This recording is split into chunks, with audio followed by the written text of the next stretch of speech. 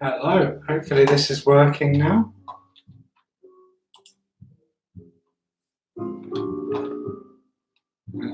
Let me know if the jazz in the background is too loud.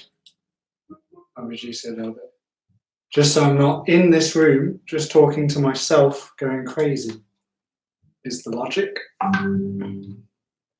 So, yeah, hello, I'm Tom. Welcome to my kitchen. Yeah, so this is a bit surreal.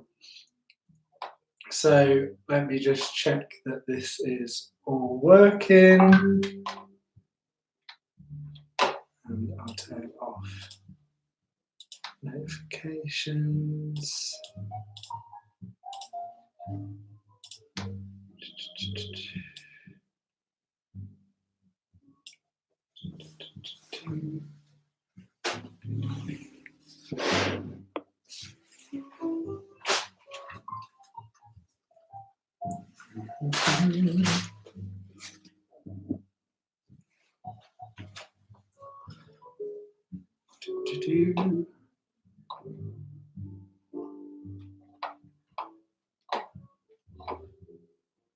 So hopefully the mic's saying that I'm quiet-ish loud. Hopefully I'm loud enough. It's the first time I've ever done this. I'll just reduce the jazz. Yeah, so hopefully we are okay and I'm not jumping, I'm not stuttering, that sort of thing. Ready for the cooking, really. So, oh, we have 3 viewers now. Oh, good.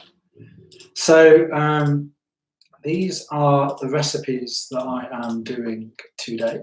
So if I just...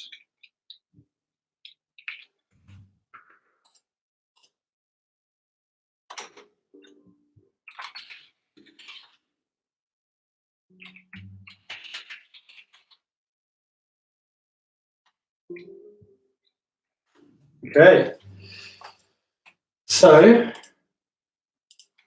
yeah, hopefully we should be getting a few more people. Yeah, so I hope everyone is well. Now the sun's come out while I'm decided to do this. So yeah, I'm not the greatest cook, I have to say that right now. There's been like live streams that other companies and stuff like have done with like professional chefs. I'm just a guy that happens to need to make this food for quarantine times and wants to kind of just put himself out there, try something different. The world's a bit crazy at the moment, so I thought, why not try something that I would never think about doing, which is live streaming to the world about cooking. And if there's any other like questions or things about PKU, any advice, anything, love to get to know who's watching, what they're expecting. Hopefully I can deliver on that. I don't know. But yeah, so we'll just keep going in terms of that. If any of you want to pop in the chat who you are, where you're from, I'm sure I'll probably know a few of you. But yeah, so today we are cooking fruit loaf and 2 leek and mushroom loaves, and then behind me for my dinner I'll be doing some sweet potato fries that are like homemade rather than the freezer stuff. As much as I love the freezer stuff, obviously it's about cost and plus I can guarantee I can have all of them as much as I want with the sweet potato fries that are fresh. So yeah, hopefully it's all working technically. I think it is. No one's actively saying that it isn't, so that's good.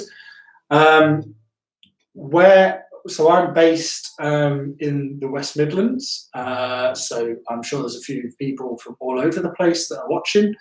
Currently quarantined, self-quarantined, not just by the government, but also because of vulnerability. because I got some ropey lungs. So I'm in here for 12 weeks. So I've made 2 weeks so far. So if I've started doing cooking live streams 2 weeks into 12 weeks,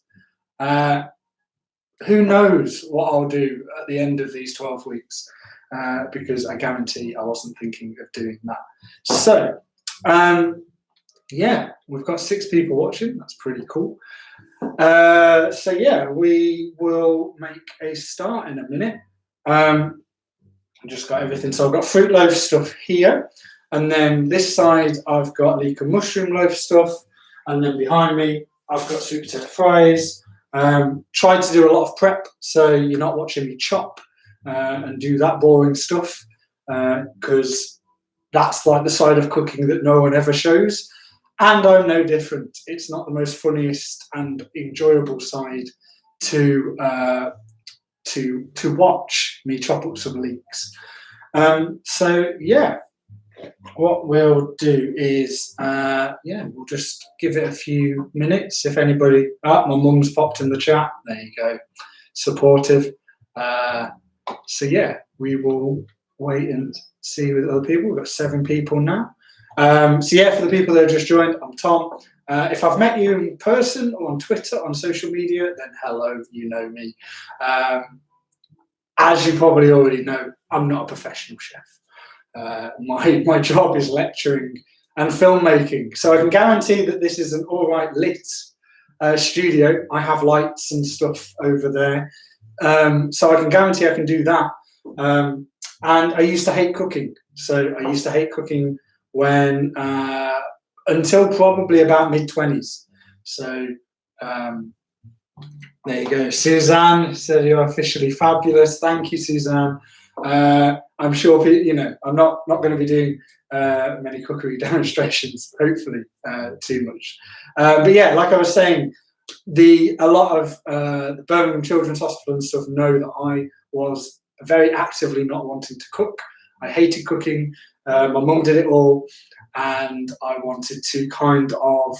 It forced me when I moved away. So I've lived on my own for 2 years away from the family. I've had to learn how to cook. I cook every night now. And when I say cook, it can be heating up soup, or it can be actually doing something a bit more elaborate. But the PKU stuff, especially given today's climate, is really vital. And in a like for like thing, it's very cheap. So yeah, I try and use as much PKU stuff as much. I'm not that accomplished, so I am using quite old recipes. But another thing that you should know about me is that I'm vegan by choice, so I choose to restrict myself even more, and I'm wheat intolerant. So that means that maybe some of the recipes that you see other people use, I don't particularly use, but these are just recipes that at least if I can have them, anybody can have them. And they're not that complicated. And the base that they're mainly using, the 2 of them, are just general flour. So I use this Javella mix, but the mix could be replaced with Fate, it could be replaced with any other flour. So yeah, it's we'll make a start, I guess, in about a minute's time. I did say 3 p.m. I expected more technical issues, I will tell you that right now.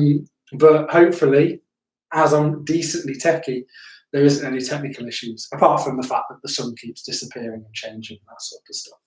So, yeah, how is everyone? I've got Georgia. Thank you, Georgia. Proud of your chef. Oh, yeah. The apron makes me look chefy. But, yeah, hopefully everyone's okay. Everyone's doing okay with the quarantine, with the lockdown. People aren't driving each other crazy. I've been editing to avoiding things playing games, and now choosing to spend my whole Saturday afternoon, it is Saturday, I forget, choose my whole Saturday afternoon cooking for people on the internet. Very strange. Normally, it's just my mum or Georgia, my partner, who has seen me do this. So hopefully I don't make any mistakes. If not, the food tastes all great. So yeah, let's make a start. I've put in the chat the recipes. So in terms of what we're doing. So one of them's a picture. I think my mum took that picture and sent it over to me. And the other one is a recipe from, I think, Eileen Green's first cooking book that she did for PKU. Blue book, very old. I think the pages are falling out and it's at my mum's. So what we'll do, first of all, is we'll do the fruit loaf. So the fruit loaf is this. So this will be on the Google Drive that anybody should be able to access.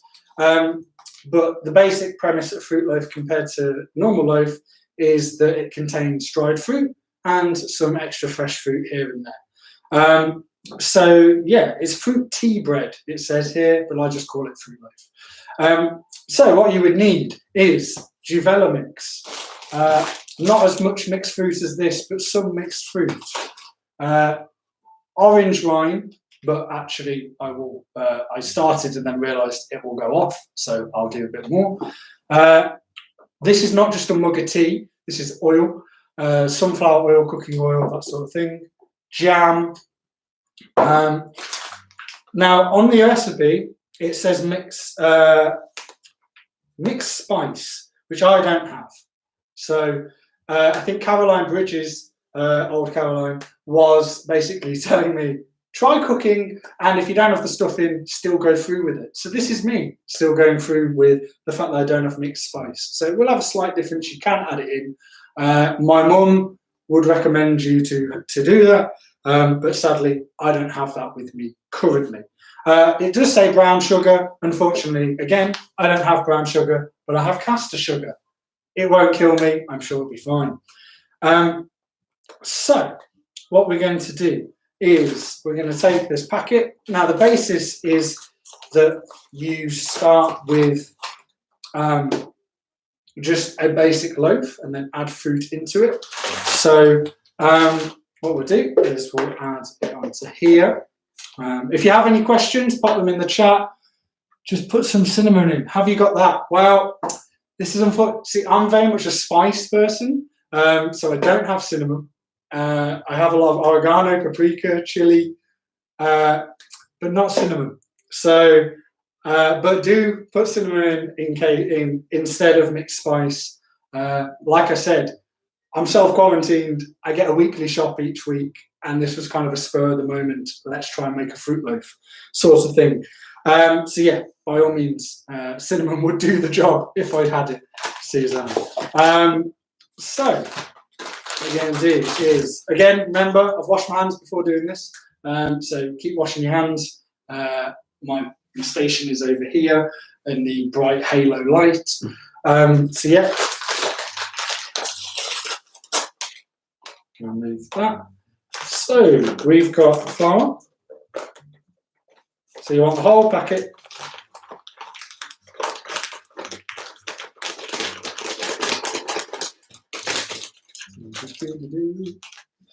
Yeah, if there's any questions like Suzanne did with the cinnamon as we go along, I'm more than welcome to answer them about anything. It doesn't have to be just the cooking. It could be about life. It could be about PKU. Anything that you want. So then what we're going to do, I'm going to put the kettle on because we need some warm water. Cinnamon is a spice. I will bring it. Okay, so my mum's bringing lockdown deliveries every week. So I will have mixed spice for next week. Whether I'll be doing that, who knows if I'll be doing any more of these. You let me know if you're liking them. Then I'm just talking to my Mac in my kitchen. It's me going a bit crazy. So we've got the yeast powder that we're going to put in while the kettle boils.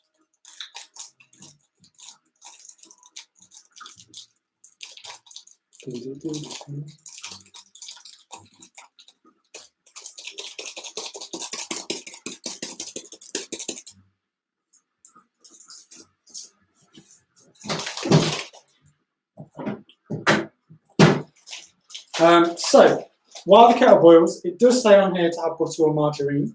Now, again, a recommendation coming from my mum is to actually put oil in there instead of margarine. So that's what I do. More than welcome to try it out with margarine, by all means. I think that's kind of, it will do the same job and the same qualities as oil will. So as that boils, which will need 400 mils of tepid water, so obviously I'm boiling warm water to then add cold in to make it tepid. I will grate my orange to make the orange wine. Again, you don't have to have fresh orange. A lot of the stuff that I'm using is fresh at the moment because that's kind of what you can guarantee you can get hold of in supermarkets. But you can get jars of this. Just if I don't use it for this, I'll end up having to eat an orange at another point.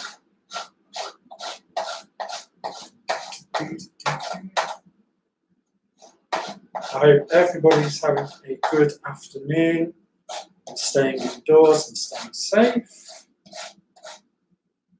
I get quite excited when I put the bin out these days because it's a little bit of fresh air.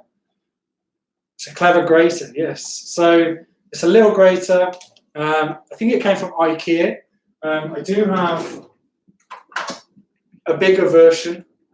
So that's for like cheese. So I can do that for cheese, for like pizzas and stuff. Or the little things for the orange, and then obviously it's kind of doing little bits there, here and there. So yeah, it's weird, little things that I didn't think like, oh, that's interesting. People find that interesting, so that's good. So halfway, just over halfway. So just over 200 mil. And then put cold in, sorry.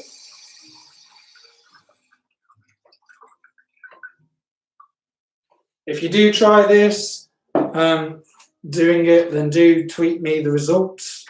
I'd love to see them because I'm sure you could probably make it better than mine. Yeah, so it's quite clever, the interchangeable lids, Caroline.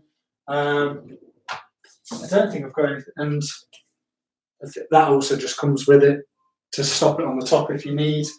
Really easy for storage too. So, basic bread.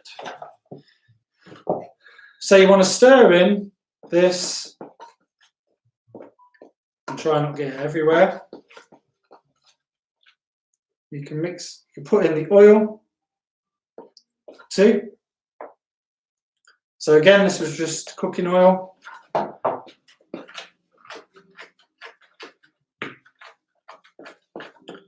My mum and my partner can testify that I'm quite a messy cook. In terms of it goes everywhere. So thankfully in this live stream, you're not going to see the tidy up because that isn't interesting.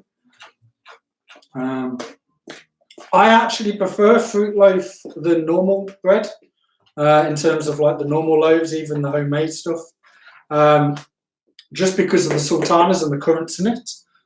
Plus I can grill it and it can be frozen really easily into slices, which is what I'll be doing as much as I think that I'd like to eat a whole loaf at once.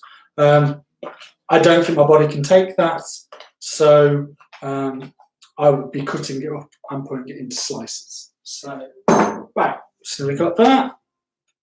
As you can tell, I'm not a professional chef. I will be reading some of the instructions. I won't be just going, way, I've done this 5 times before doing this, because I did not. So now you want to add the water. Obviously, you could have a bread mixer. You could have an electric mixer. You could have all these sorts of things. But unfortunately, I'm just going to have to use good old arm speeds. So just make sure that the yeast has gone all the way through.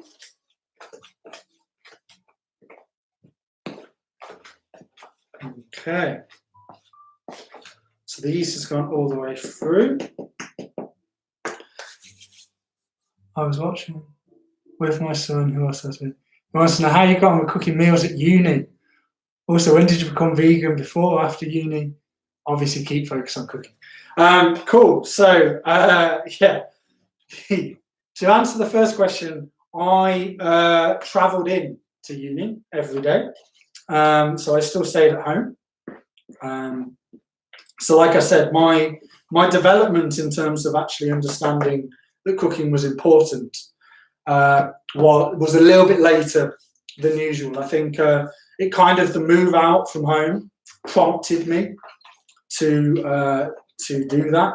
I think what I would say is have a staple amount of items that you're really comfortable with doing, and then that can keep you going.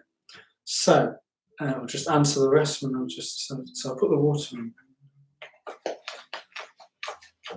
Okay, so just going to do this. Okay, so we add, before adding the water, I think this is where I'm going to get my mum to just message me to tell me that it is before the water, because I believe it's before the water.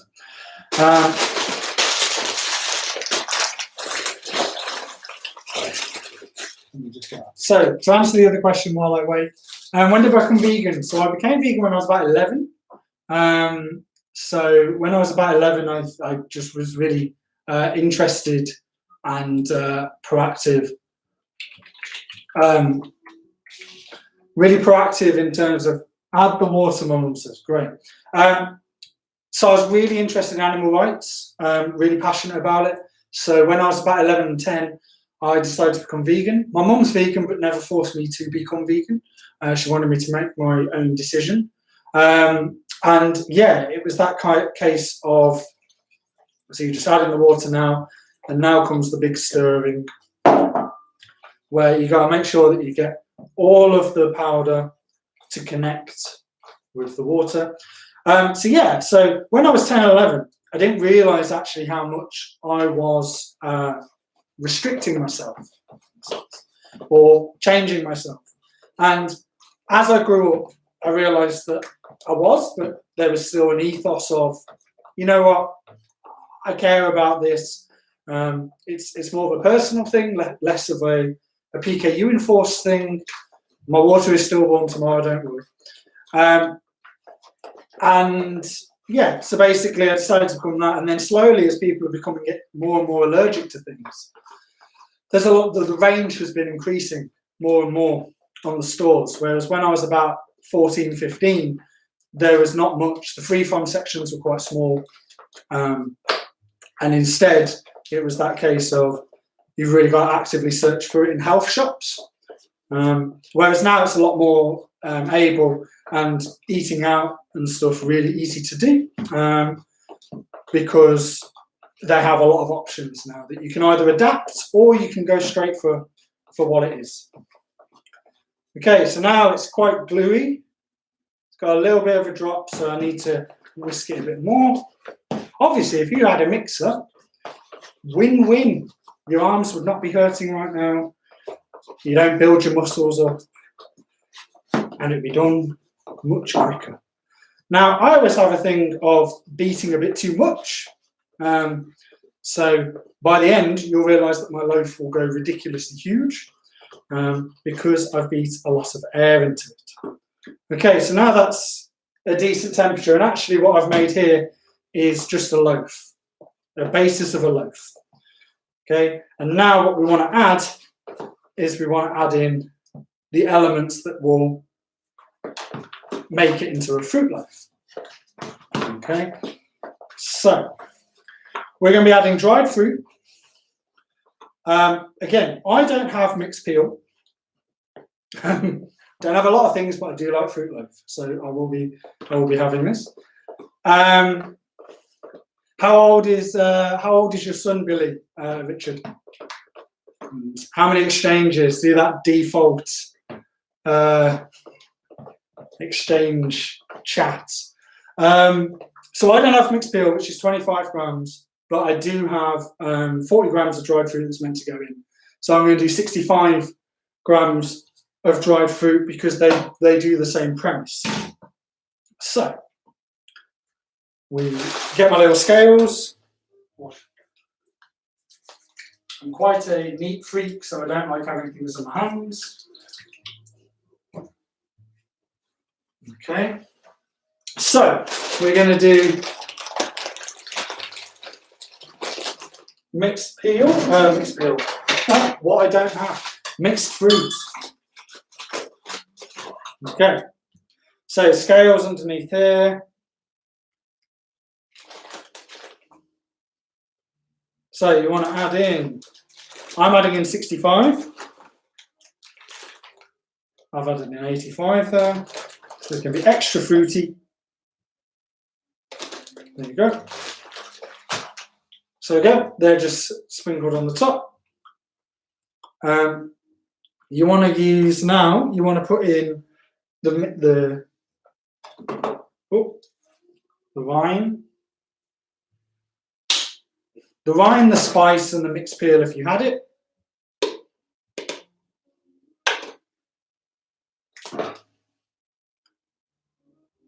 Peel ruins fruit bread. Oh, it does for me because I rarely have mixed peel.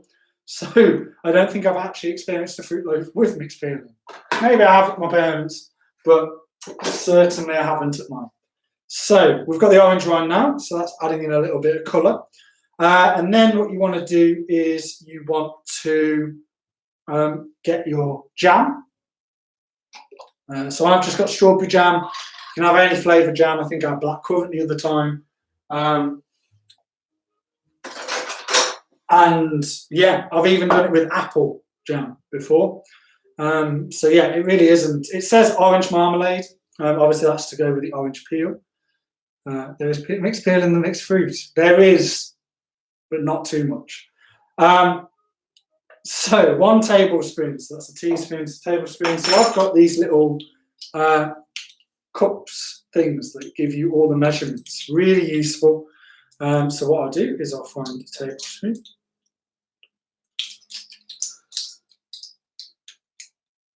So that's the orange spoon, and then we're going to put it in. Okay. And just add it in.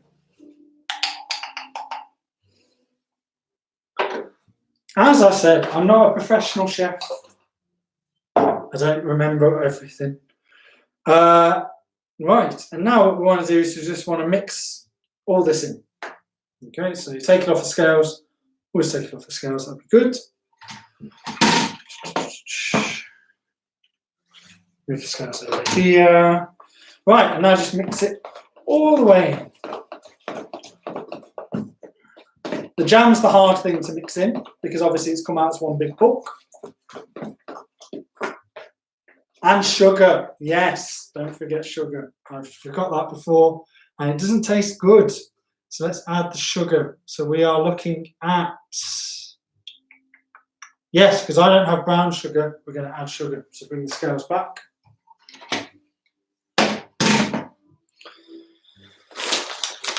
So instead I'm going to have caster sugar.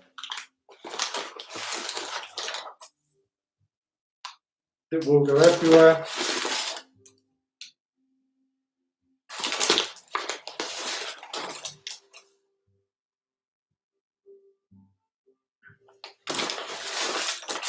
We've got 13 people watching. That's pretty cool. That's probably the amount of people I will see over these 12 weeks of isolation, just walking around. So there you go. So we've got 25 grams. Okay. Mix that in.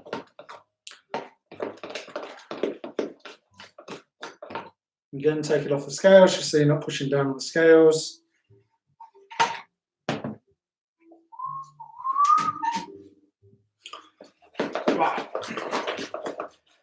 Mixing it round. It's got now a little bit more of a colour, so it's less of a vanilla white sort of thing.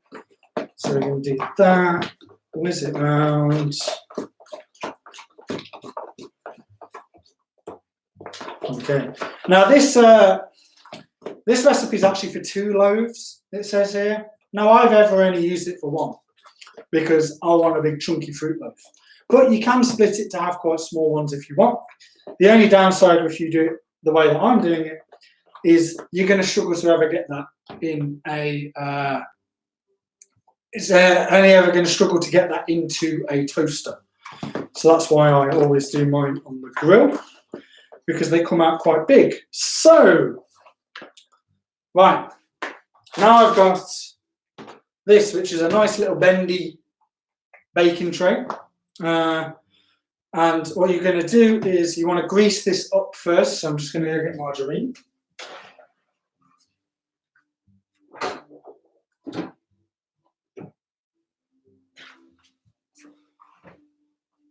Now, obviously, I'm not, it looks like I'm sponsored. Use Violite margarine. But again, margarine is margarine. So, let's do that. Get some foil to grease the tin.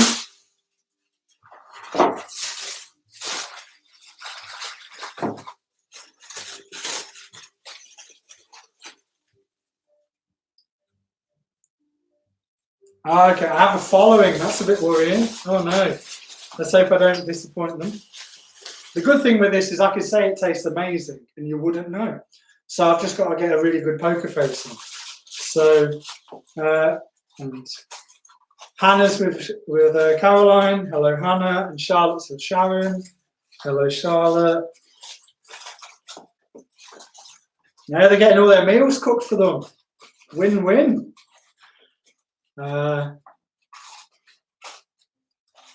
Cool. So now we've greased up the tin, which, to be fair, with this type of tin, because it's a flexible one, it shouldn't have a difficulty with getting with it coming out of the bread tin, but it's just there in case so it doesn't stick to the sides. So we're going to pour this in. Try and do it as even as possible.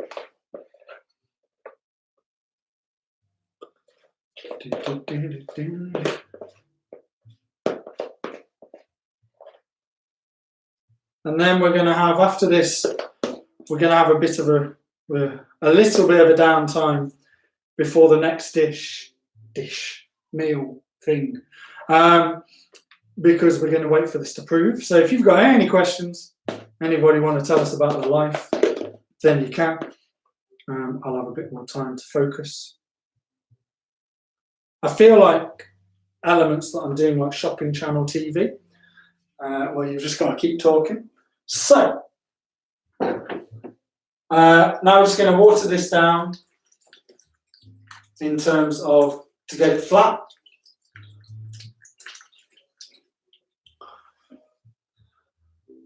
So you want to get this as flat as possible and even, so one side doesn't come up crazy and one side's really low.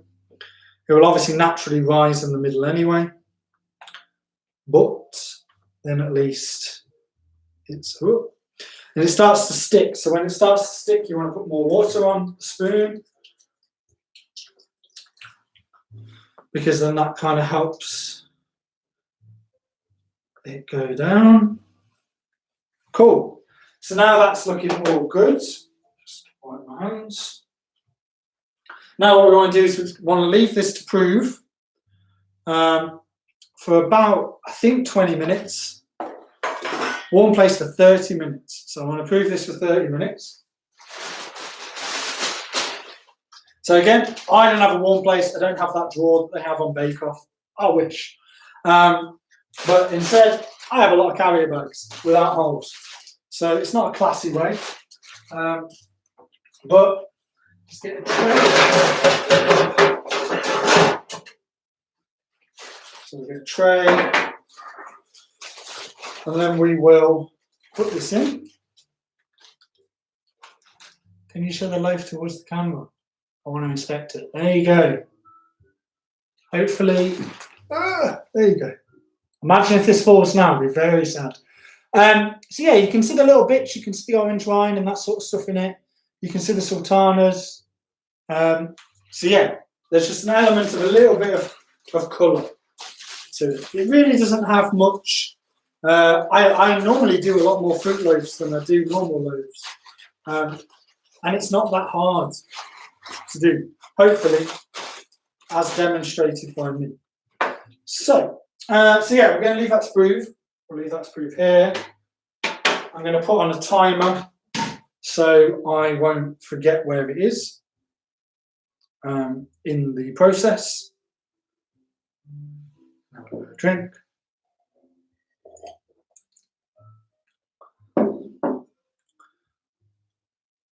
So 30 minutes to prove. Does it pass your inspection, Suzanne? That's the thing. Okay. So yeah, 30 minutes to prove. I'm going to do a little bit of tidying work. But if anybody has any questions right now, then I am the least distracted than I have been so far. But yeah, so hopefully we've got 14 people. Wow, there you go. So Billy is 11. 7 years before. Whoa, planning ahead. Last year at the conference, I'm mentioning this. So I was on 5 to 6 exchanges. Okay, so he's not too far away from me. In regards that I'm on 8.5. He probably will pass me because he's still got a lot of growing to go. But yeah, with the university thing, I think the more prep, and obviously I teach at university, so I see a lot of students. The more prep that you can skill them up, then that's kind of useful skill-wise to give them. Everything that I'm doing here now, I've either attempted and failed or saw my mum do it. So whether or not I was willing to cooperate is fine. So the other things that we are doing is we're doing Leek and mushroom loaf, which I'm doing 2 of them. Leek and mushroom loaf is kind of like if you haven't seen it before, it's kind of like a nut roast attachment to a meal. Now that nut roast, you kind of think it should be to do with just gravy. I literally have it with anything. So I have it with salad, I have it with chips, I have it with gravy stuff, I have it with a variety of things. Pardon me. It doesn't require too much instructions or that many ingredients, to be fair. The base is, again, just flour, and then you've got the mushrooms and the leek as an addition. And then I'm making 2 loaves, so you get about 20 slices out of that. And then what I have here, which I will be doing, is I've cut up sweet potatoes. I've chopped sweet potatoes up. And then I'm going to put them in a bag, put them around herbs, that sort of thing. And then, and then put them on a tray and cook them. So the good thing with that is it is purely free food. All of the stuff here is free food, or no exchanges. Again, I have 8.5, and I have 3 grams a day from my cereal. So I have 5.5 to play with. So I don't have that many. So I don't really use exchange-based baking. I know there isn't that many out there anyway. So yeah, we're going to be doing sweet potato fries. They're quite easy to do. But I just wanted to show you something that doesn't require flour too much. How have you learnt to cook? So through trial and error and being coerced by my mum and the children's department at Birmingham Children's Hospital / when I went up to adult, just being pestered to cook or going to cook classes or those master classes that they put on for PKU people. And it wasn't an active thing. I don't actively push myself out there to do it too much, but it also you kind of don't you forget how much you've kind of picked up on as you've gone along, and then when you're like, I really want some fruit loaf, then you're like, well, I could ask my family to make some and send it up, or I could try and attempt it myself. The good thing with attempting it on your own, if it doesn't turn out right, the only person you're disappointed is yourself and no one else. And no one needs to know about it either. So, because when I was prepping this in terms of, what should I do to show off my cooking skills, as Caroline did tell me to try and show off my cooking skills, was I was thinking of all different things and all this sort of stuff. And then they were like, and then I think my mum and my partner Georgia was like, stick to what you know. So not too adventurous. I have done this before. I have made mistakes and I have done that sort of thing. But yeah, it is quite hard to find a dish with roast dinners that isn't. I love mash. I love potatoes. But it does kind of take away your exchanges a fair bit. So yeah, but yeah, the roast edition, but it can literally be put with anything. So if I'm not going to do it right now because we need the bread to prove. But if you look, I have beautifully presented leeks and mushrooms. Again, really easy, really cheap. I think leeks were like 60p from Lidl this week or something. So really, really, really good to do that. Chopped up really fine because you don't want to have a huge piece of leek in your leek and mushroom loaf. What's your favourite thing to cook / meal? Okay, so the favourite thing for me to ever heat up and put it in an oven is sweet potato fries. But favourite thing that I can cook myself, I do like the fruit loaf, but actually in terms of a meal, what I do make myself, and what's it called? My partner Georgia can testify here because she actually eats. She doesn't have PKU, but she eats the pasta herself. So she eats the low protein pasta, and she actually prefers that than normal pasta. So I make a huge pasta pot. Maybe that's the next live stream. Who knows? Huge pasta pot that has loads of herbs, loads of veg, and loads of spices. And that's probably my favourite complete meal as a PKU person to make. It doesn't matter what pasta it is. I just love pasta sauce with a lot of garlic. It's probably how I keep healthy, is just by having a lot of garlic. And because I live on my own, no one's going to get offended by the smell, so it's fine. But yeah, so pasta probably for that. But in terms of home baking, yeah, I do like the leek and mushroom loaf, but fairy cakes are quite nice.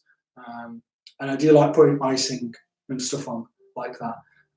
But I don't, fairy cake.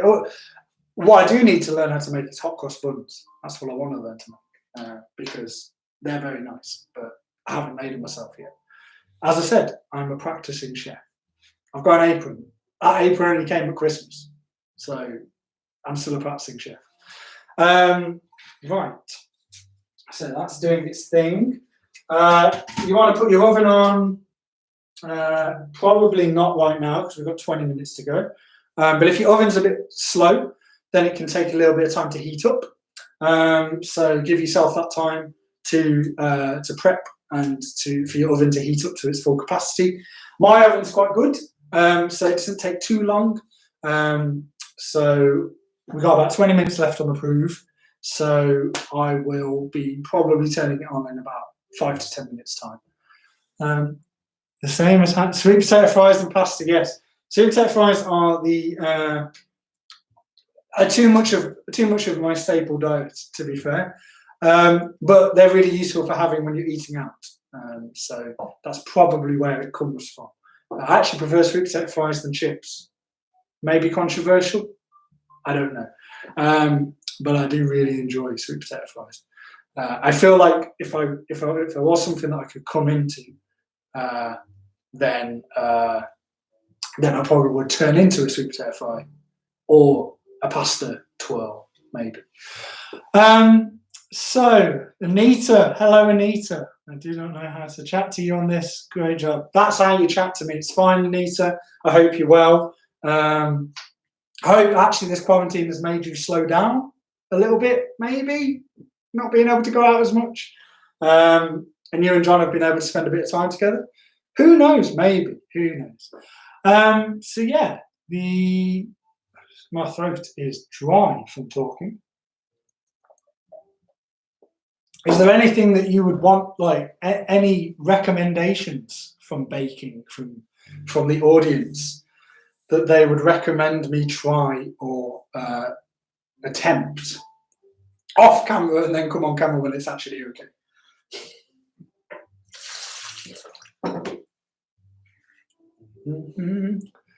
No chance. Come on, Caroline, have faith in your cooking. Have faith.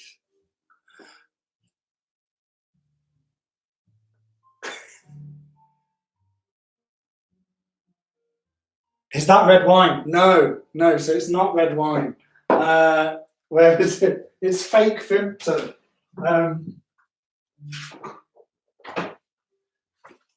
God, people would think they tuned into the wrong thing if I was like having little jazz going on in the background and some red wine. No, it's fake Vimto. So it's not that interesting. It's just a bit of sugar and a bit of thing to keep me going. I do actually have water too there, which I haven't drank yet. So yeah, that's kind of it. So yeah, we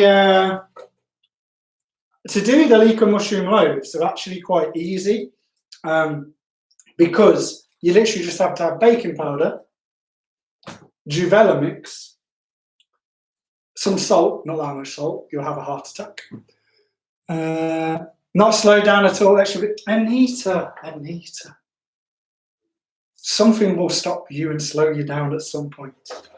But yeah, I know you've been busy with the ESBKU, so I hope that's going okay, and I hope that it still runs this year, given what we know coming up. So yeah, you literally have got, when I say I've got double portions here, that's because I'm making 2 loaves, okay? So you'll actually see me do it twice. And all I'm doing with that is just doing the recipe twice. Okay, so obviously I've prepped it. There's 100 grams of mushrooms there, 100 grams of leeks, and yeah, that's basically the premise. Then you have a bit of flour, baking powder, and then salt, and a little bit of season. I will forget the black pepper, I'm sure. And yeah, and then just add water. The idea with that is it doesn't, and you don't have to use the yeast packet in this, because the idea is you don't want it to rise. You just want it to be, when I'm saying a flat loaf, it's about the height, the slice should be about the size of a phone kind of thing. And it's like that throughout the whole thing. So it's actually really simple. I'd say it's got less components than the fruit loaf. So we will do that in a bit. What did I expect? I think banana bread. Okay. I have never made banana bread. I should have a look at how to make banana bread, as I have bananas. But yeah, I will have to try mine. And Marge, yes, don't forget margarine. I haven't brought out, well, I have brought out margarine now because I didn't want it to go warm, but I do have margarine, so there's Marge. So yeah, I make a good pasta bake. Ooh, what's in your sauce then, if you don't mind me asking, David? Or is it secret? Is it like a secret sauce? I don't know. I did expect you to slow down a little bit, Anita. Maybe just, but I guess there's a lot more house calling and video calling now, so you probably don't leave your computer. Do I batch cook, Tom? So my leek and mushroom loaves that I'm actually going to do, I would say that's batch cooking because I get about 20 slices, and I have a slice a meal sort of thing. So that for me is batch cooking. The fruit loaf, unfortunately, I really like it, and half a loaf is a sitting, probably quite unhealthy, but it is the case. The pastas and the curries and that sort of thing that I make, I'll show you.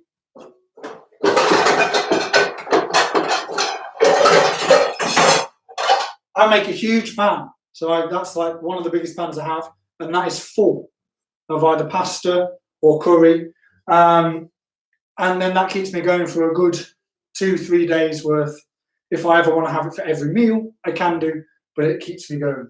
And yeah, if I'm making something that's baking, sorry if that's loud.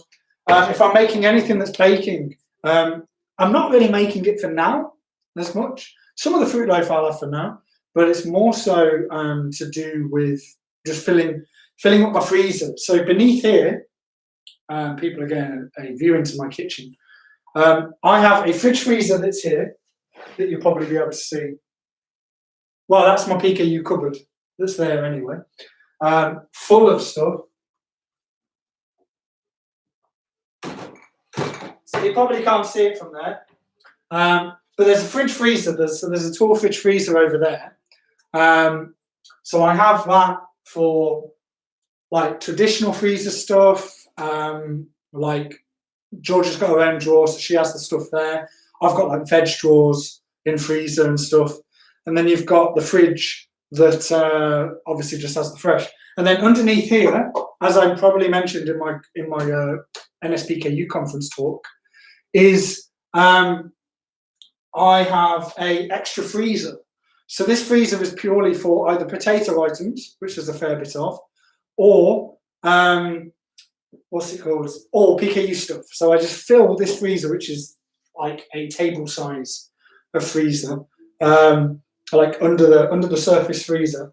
That's full of PKU stuff. And if it isn't full, that's where the baking makes it full. So hello, John. Hope he's doing okay. Do I have Tupperware? I do have a Tupperware. Well, I have Tupperwares everywhere. So these are my big batch cooking 2-litre Tupperwares that hold a lot of pasta. That to me is, I take that to a lunch for work when I used to, well, obviously we could all go outside. But when I went to work, that was where, that would be full of pasta, and that is a lunch for me. So I've got those. I have my extension in there that's got cupboards all the way down the thing. And obviously, as I said in my conference talk, I got really excited when I moved house because that was just storage overload. So there is a lot of Tupperware that to the tiniest of details. So I will have a look.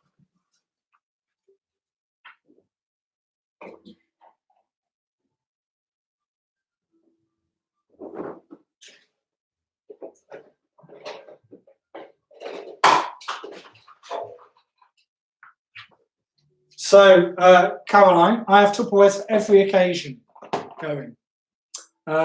In regards to a single cake, put it in a Tupperware. Tinier boxes, but I also have bigger ones.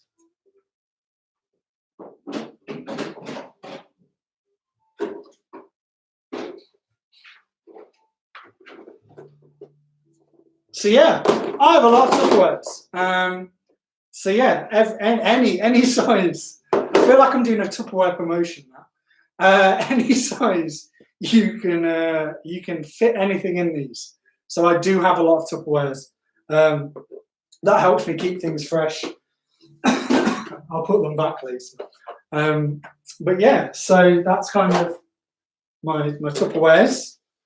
I have a lot more, but I don't want to just fill up my counter full of Tupperwares. Chopped tomatoes. Oh, do I have any problems with getting anything on prescription? The medicine, well, my prescription always, with my chemist before was terrible. They said I was a health and safety risk, so they refused to serve me. So I went to a different chemist that was ironically smaller, and they then were a lot more accommodating. They used to ring me when the stuff come in. But they kind of come in 2 waves. So I always get pasta and stuff come first, and then you have, my oven is going on, I've got 10 minutes left. So then I have, what's it called? Then I have the medicine. The medicine always comes later. Not necessarily too much. The Tyrannus stuff normally takes a while to come. So I have a lot of cake bars. But yeah, it's mainly to do, the medicine always comes later, but not too much. My chemist now is good. And if anything, they chase it. Funny story though, was I have Loaf boxes, and they have, obviously I have Loaf boxes that equate to about 60 sachets. But unfortunately, someone at the handling, like middleman department kind of thing, basically said that they'd put 60 boxes down to come. So I didn't know about this until I went to the chemist, and then the chemist were quite concerned because that's a good 20-30 grams worth of order. And they were the ones that were chasing it far more because they didn't want to have a pallet full of Loaf to come in. So if that had happened, I could have had Loaf to feed probably a fair load of the PKU people in the country. But apart from that, chemist is all good, and I felt that was quite funny. And if anything, they just tell me how much everything costs because they're surprised at how much things cost. So that's normally the chat that I have with the chemist. But no major problems too much. So we've got chopped tomatoes, carrots, mushrooms, onions, red pepper, garlic, mustard, tomato. Oh, see, that sounds like what I make as a kind of as a sauce, but without doing the blending. But the blending sounds nice. Add a little cream for an exchange, then bake with fused pasta with violet cheese. See, I've tried cheese with pasta, and I just don't. Something doesn't connect with me with that, but I have tried it. But I had a lot of chili, I had a lot of spice. I've slowly been building up my partner's tolerance to chili and spice by just slowly increasing. So yeah, that sounds nice though. I haven't tried the blending. I do have a NutriBullet thing, smoothie maker thing. So maybe I should give that a go. That might be a good thing to try. I love your Tupperware collection. I have Tupperware. Yeah, so that was one of my moving in gifts. Was a heck of a lot of Tupperwares. So yeah, and the colours. I like the colours. So, but yeah, you can never have enough Tupperware. Thankfully, I've got enough cupboards to hide it. But I use Tupperware to store batteries. I use Tupperware to not just food-related things. It's just a storage unit. Storage container is really good. So we've got 7 minutes left on the proof, and then we will start this. We'll actually give this. We'll give this a start now. So 2 baking tins. I'm making 2 loaves. I have the baking tins are the same, just so then I can get the same standards. I did used to use the red one and this, and they would cook at different times, obviously because they're made out of different things. So we'll put this to the side. So yeah, 2 baking tins, and we're going to do it one at a time. So I have 2 different bowls now. So I have pottery bowl and glass bowl, just because this can get quite sticky, and you don't. That's a lot to try and clean up as it is. So if it's sticky, you don't want it to stick here too much. So if you blend the water tomorrow. Okay. If you blend, drain the water out tomorrow. Yeah, that would make it nice and thick. I can see how that could work, yeah. I'll have to give that a go. My pastas will become more exotic. And less chunky. I guess I have quite chunky pasta at the moment in terms of the sauce. So that would de-chunk it. So that's quite cool. So we'll start with one, first of all. Again, I will just put up the link again for this recipe. Have I got a dishwasher? I do not know. All by hand. It's probably where my life goes, is washing up. Plus I'm on a water pump, water meter, so I'm very conscious of my water usage. So yeah, I don't have a dishwasher. I know how to use one. I just don't have one. So That's again to the recipes. So you can follow along the Leek and mushroom loaf one. That's the one that isn't a picture. That's the one that is, well, it is a picture, but it's more typed out. So to make one loaf, you need 300 grams of Juvela low protein mix. So obviously that's not a whole bag this time. So what we're going to do is we're going to weigh out.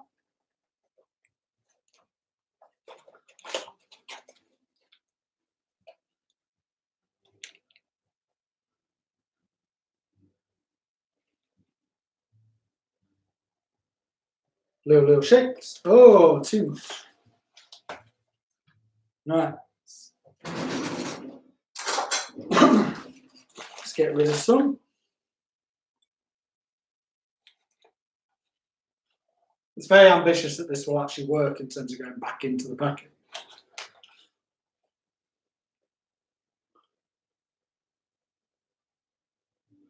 One thing that I would say about chemists and prescriptions, which has just come into my head, is sadly we're not the priority at the moment, given what's going on with the world.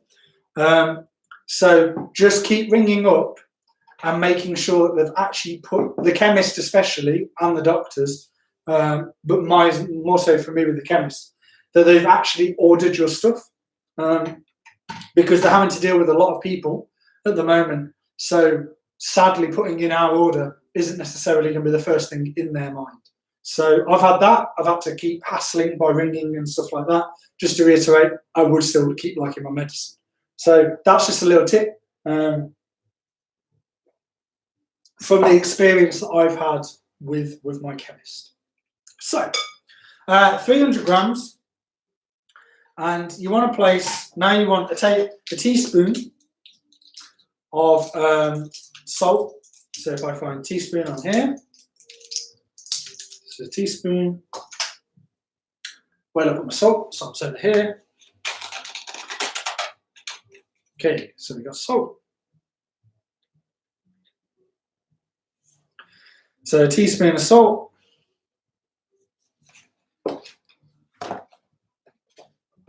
I can go down now. So salt, and then we're going to have pepper. So I do have pepper, but I have pepper through little supplies. So we're going to add in a bit of salt, pepper, just pepper to season. So a little bit, probably 1 sachet is enough, to be fair. So I'll have the other one for the other loaf. Okay. So then that's got a nice little sprinkling of pepper now. And then you want to have baking powder. So you want to have 3 teaspoons of baking powder. So 1, 2, 3. So that's 3 teaspoons of baking powder. And then what you want to do is you want to stir this in. So I'm not going to use this necessarily. I'm going to use a wooden spoon just to stir it in and get it all up me.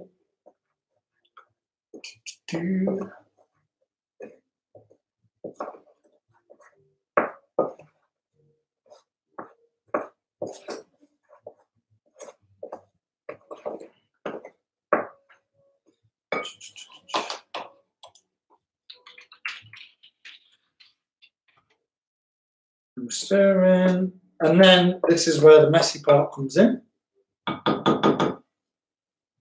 with the margarine. So we'll put the spoon. Another little hack that I have is this little thing. Caroline might be happy, I don't know. Is then you just place the spoon there and it keeps it all good. So as you can tell, when I moved into my house, I got a lot of little trinkety things in my kitchen that might be of any use at any time. So this little thing is quite useful. Just remember to wash it because you end up leaving a lot of spoons on there. So, is this the one that I opened previously?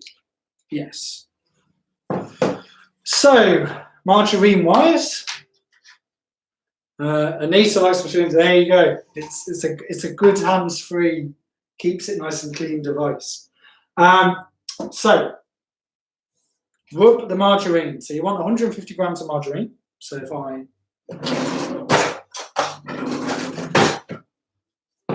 so 150 grams of marge. Nice little puff of air.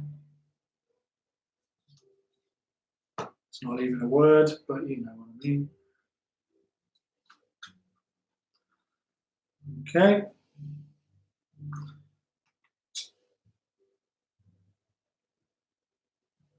Nearly there. There you go. So that's my timer for the proving. That's probably killed your ears right now. I apologise. So I'm just going to wash my hands, just because I'll be having to put my my hands anyway in that marge. So if we're now bringing my loaf to the front, we're going to take it out of the bag. The only downside with the silicone, we can see inside the bowl in a minute. The only downside with the silicone is it's quite squishy, which means you have to be quite delicate with getting it out of the tray or the bag. So now you can see that that's risen quite a lot. It's now expanded out the sides. So it's got a bit chunky. So now that's going to go in for about 20 minutes into the oven. So I've set it to about 200 and it will go in. You can't see this, but trust me, it's going in. I'm not doing a Blue Peter moment. So now that's expanded and that's gone in. Now I'll set a timer before I forget. I think it's 20 minutes. Yeah, 20 minutes. 20 minutes to do a check, and then we'll do the knife through the middle technique and see where we're at with that. Okay, so that's currently what it looks like at the moment. A bit of a mess. It's got like some flour, some marge, and then the idea with this marge is that I break this down into crumble, into basically tiny, tiny parts. So put the scales behind me, and then this is the messy part. Could be a fun part for some people, up to you. And all you do is you just knead, not knead, but you're doing like a little breaking technique. So you get the marge into the chunks, and you're breaking it down. Okay. So the idea with this, from what I can understand, as I'm not a professional chef, is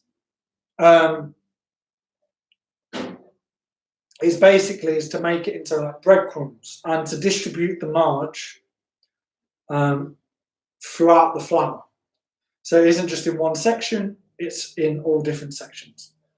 So obviously you pull it in as one big dollop and you want the marge to be the stickiness between all the flour. So it's a little bit of a process, but you just, so you get it up and then you just rub it through like that. And that makes the chunks smaller and smaller and smaller.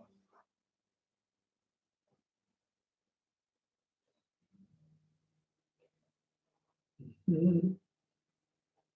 So yeah, it's getting there. If I stop a little bit, you can kind of see it's got a little bit now. If you tap it, the big chunks come to the top, and then you've got to try and get rid of that. It's called rubbing in. There you go. Not kneading. I know that's a bread technique. So we're getting this down to be nice, tiny, fine bits now.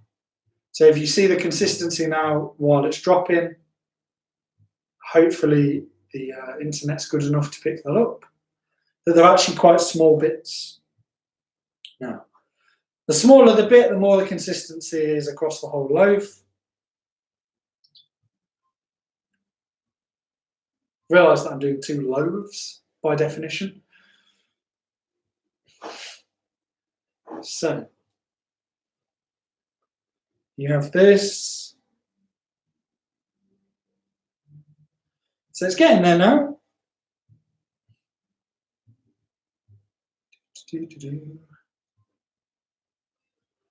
So if I now show you this, you see how it's basically kind of gone back down to being what the flour was, but it's a bit more yellowy now because of the addition of March. So what you want to do now is you want to add the leeks and the mushrooms. So 100 grams of leeks, finely chopped, because you don't want them to drop to the bottom of the loaf. You want it across the whole loaf. So you put that in. And then you put in your mushrooms. So again, finely chopped, and they're 100 grams as well.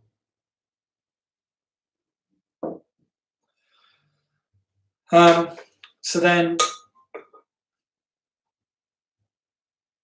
you want to add that to the bowl. So if we now, for Suzanne, if you want to look, so that's how it's kind of going to be before you add water. Okay, so now what we do after that is we add water, and then that's the big stir. And now that's kind of making sure again that the water hits everywhere that you need it to hit. So water-wise, we need 180 mils. So, and this is cold water. We needed hot water before, tepid water before, because we needed the loaf to rise. Whereas we don't want the loaf to rise here. The height of the loaf, when you put it in the tin, is very, very close to the height of the loaf when it's actually finished. Okay, so we are then going to pour this in, and you want to stir this. This might not be enough. Yeah. It's kind of, again, feeling it out and seeing if the water is being able to get, I'll move that jug. If the water is basically going to be able to get to all the parts of the loaf. Now, if I show you that now, there's some dry bits. It's moving. There's some dry bits and there's some wet bits. Okay. So actually, what this is saying to me is that I need more water. So what you want to do is you just want to add in a little bit. So I'm doing about 50 ml now in, and give that a go. And this is where obviously the recipe is more of a guide than it is a given. And why that changes is because of the size of the veg. So depending on what your veg sizes are like and how fine you've done it, depends on how much water it will take to get round everything. Now, if I'm silent and I stir, you should hear some squidging maybe. So now it's getting a lot more, it moves a lot more as a unit. So you see how it's one big thing now? Not particularly appetizing it looks, but yeah, so you've got that. Stirring that through, and you want it to be as much of the same consistency throughout the whole of the bowl. Okay, so that's looking like it's kind of done now.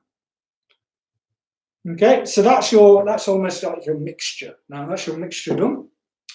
And then what you want to do is you want to grease the tins, or the one tin, because obviously this is the one loaf that we've done. And I'll just use the paper from before. So again, bring a tin out. I'll get a tray.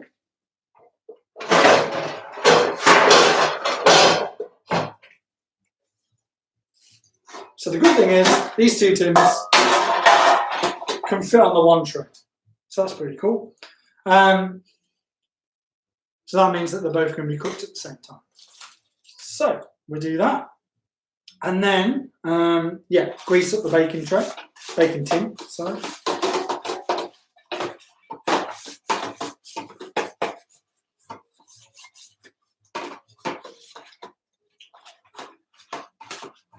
One thing to say, and this is why I did this on YouTube compared to like Zoom or something like that, is that this will be a recording afterwards that will be up on this channel. So if you want to look at what I made, like how I did it, if they turn out good, they should do, but if they turn out good, then that can show you how that's done. Okay, so I'll leave that there. So now that's all greased up. Again, similar to what we did with the fruit loaf, is that you just want to put this in to your baking tray, baking tin, keep going, baking tray. Make sure you get every piece out.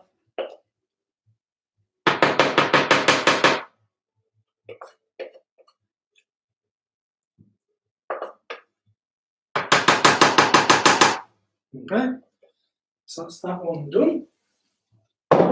Again, similar to what we did before, you need a spoon to just make sure that it goes all even in your tin. Now this tin is quite high in terms of height, so don't be too annoyed if it doesn't reach the top. Okay, the size and the proportions are correct. It's just obviously they have to make a tin that can also do bread as well. Okay, so again, if I put that spoon in here, so yeah, that's what it looks like now. So it's all nice and flat. The good thing is that you can do this and just leave it here because it's not having to prove, and it's not having to actually rise in any way, shape or form. So, one loaf down. Now we're going to do the other one. So we're going to get the other bowl, which I'll put somewhere. There, that's where I'll put it. Again, wash my hands, just to start fresh. Is this technique, is this recipe easy enough to follow, would people say? It's quite simple. There's a theme. There's quite a bread-based theme going on with what I'm doing. So this one's actually probably a bit better to do because you can actually see inside while I'm doing it. So again, 300 grams of flour. So I'll use up the rest of this.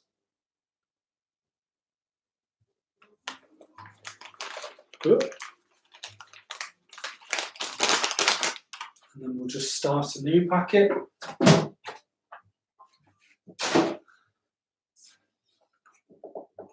I've got a lot of washing up to do. So yeah, this Leek and mushroom loaf is a very old, as I said at the start, it's from a blue book. I think it's Eileen Green's first book before she did Fate and all this. One of her first books. It's falling apart at my mum's, but that's where the recipe has come from. So I can't say it's been constructed in my kitchen. It's just been perfected in my kitchen. So 300 grams there. And then what we want to add is your salt again. So you want it in the teaspoon.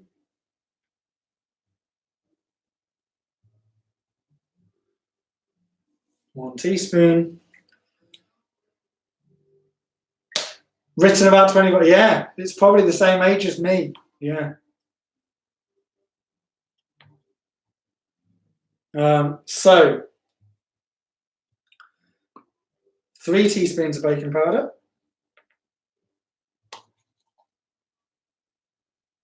Okay. We've got about 7 minutes left before we check on the loaf. Okay. So we've got that. Then we need the seasoning, just the black pepper.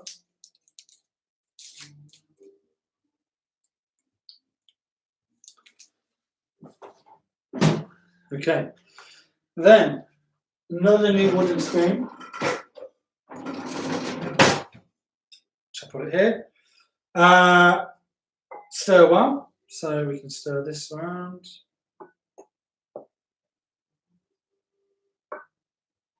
Okay. As I said before, I'm a messy chef. You can now see this. I'm going to move this slightly to the side, move these down because I don't necessarily need them. Move this to the side. Cool.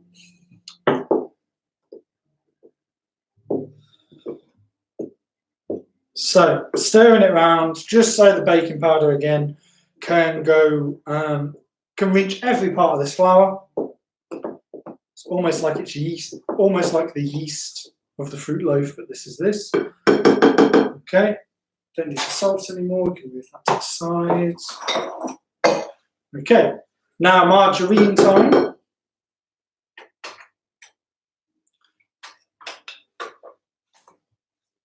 Oh, these. Got too many spoons on the go. So, margarine, 150 grams. Where's my scales? I actually have two different sets of scales. I have one set of scales that always goes around with me that has triple A battery. And this one's quite flat, which is quite useful, and it fits in with the aesthetic of the kitchen. It's the little things that count. But the main thing is the battery type. I keep these in home, and then I have AAA battery scales that I take around with me in my bag, or they can be my spare ones here. I did put in the pepper. So, 150 grams of marge.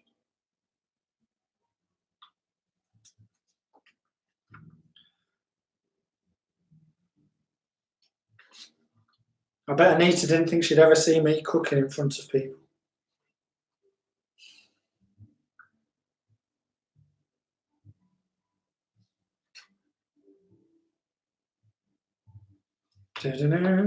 So it's quite, when you get into the routine, it's quite easy. The main thing with the leek and mushroom loaf that kind of takes up a lot of time is the prep in terms of the really cutting the leeks and the mushrooms. That's the main bulk of the time that is spent. So again, done that. Let's rub it in. So again, it's like this.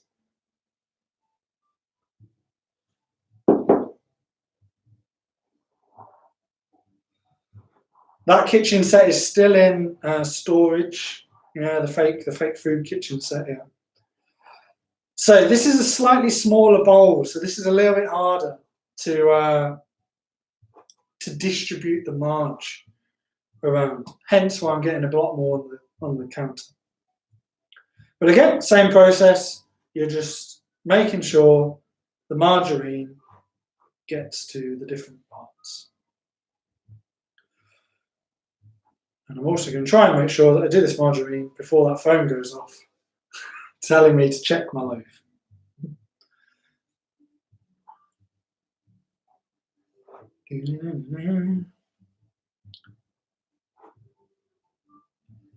Are people enjoying this so far? It feels very strange, but hopefully people are enjoying it. Maybe I've set a trend. Maybe other people can do it. Who knows? Or Saturdays might become cooking with Tom. Who knows?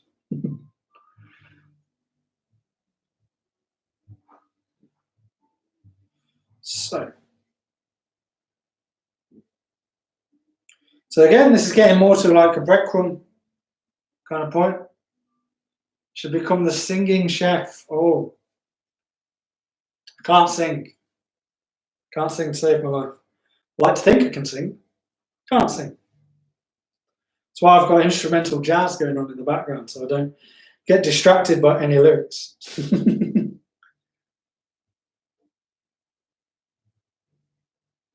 Right, so this is now getting to be a decent consistency. You can see it's not that bumpy. It's not that lumpy.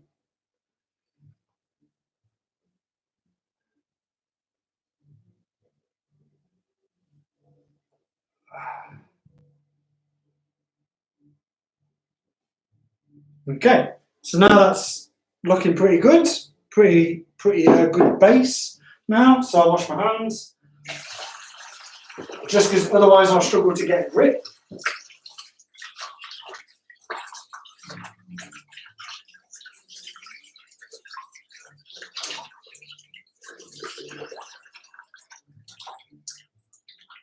And it's past 4 o'clock, so that means that I'm going to have my medicine on stream,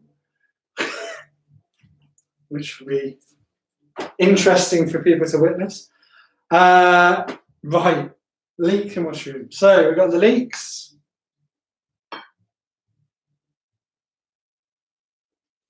Hello, Jamie. Oh no, Jamie is my best mate from university.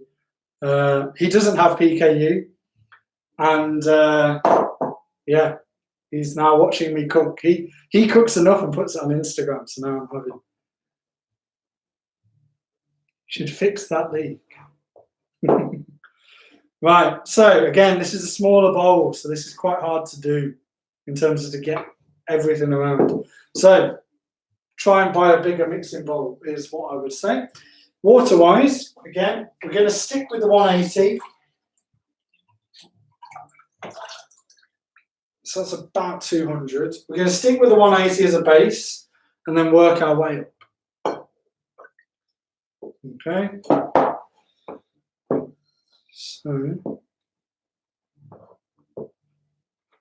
So again, make sure it gets around everywhere. Might be easier in a smaller bowl to gain every flour, but again, it depends on the size of veg that you have. How long left on your time with your fruit loaf? 15 seconds. Nearly there.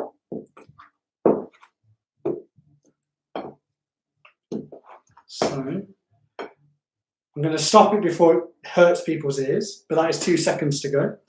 So I'm just going to finish off doing this, and then I'll go check the loaf.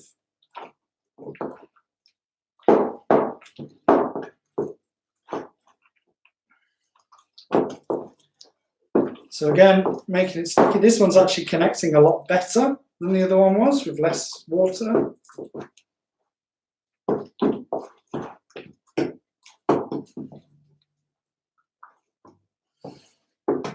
Callum's very good with the timings there. Very good with the timings. Right. So that's sat there normal. So we'll put that to the side.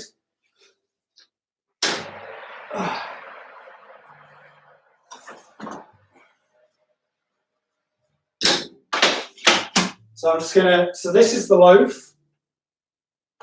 We're gonna see if it's ready by doing a knife, but that's it currently. It's gone very fat. Very wise. So yeah, it's very got not that high but gone wide. So again, how we're going to try this is with a knife. So I'll just do that and bring it to the camera. Keep the oven going in case it needs it.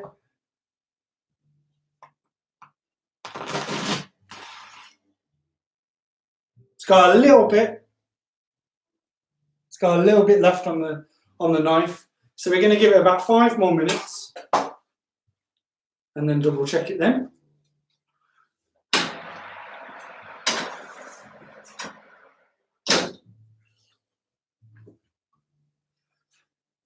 Okay. So I'll leave the knife there. I'm not going to look like I'm stabbing people. So then, what we need to do if we're coming back to this, we'll move this little thing, is grease the trays up. Turn it around this way, just so that it's easier. So we'll grease the tray up.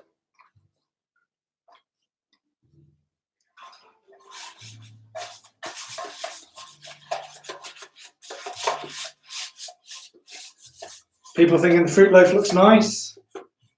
Wish we could smell it. Yes, it's got an element of a sweet fruit smell to it, obviously because of the jam and the sultanas. Apart from that, it's quite like a loaf. but it does have that element of a sweet smell with it, as you can tell. Not a professional chef, not great with the descriptions, just tastes nice. So that's greased up. Again, that looks like it's ready to go. There's no crumbs, there's no that sort of thing. So we're going to pour this in. A little bit more stodgy, just because it hasn't had as much water. I don't want to drop it.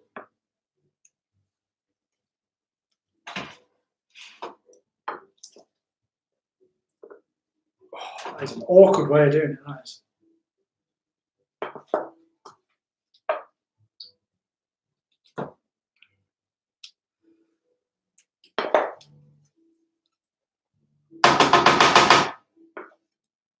And then put this in, and then probably where the water's going to have to come in is the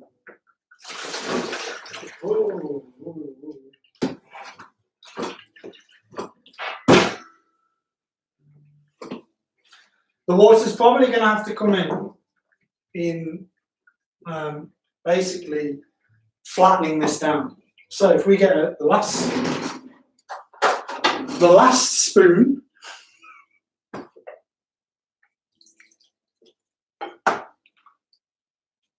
I'd book you for the next children's cooking event. Oh no.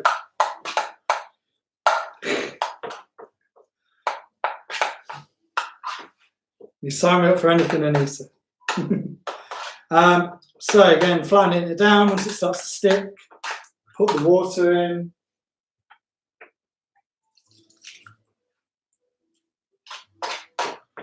And what you want to try and avoid is any gaps down the sides. You want it to be flat, but you don't want any gaps because that will let the heat go and cook it unevenly. We're trying to take these bits off too. So that's looking nice. You just wash my hands.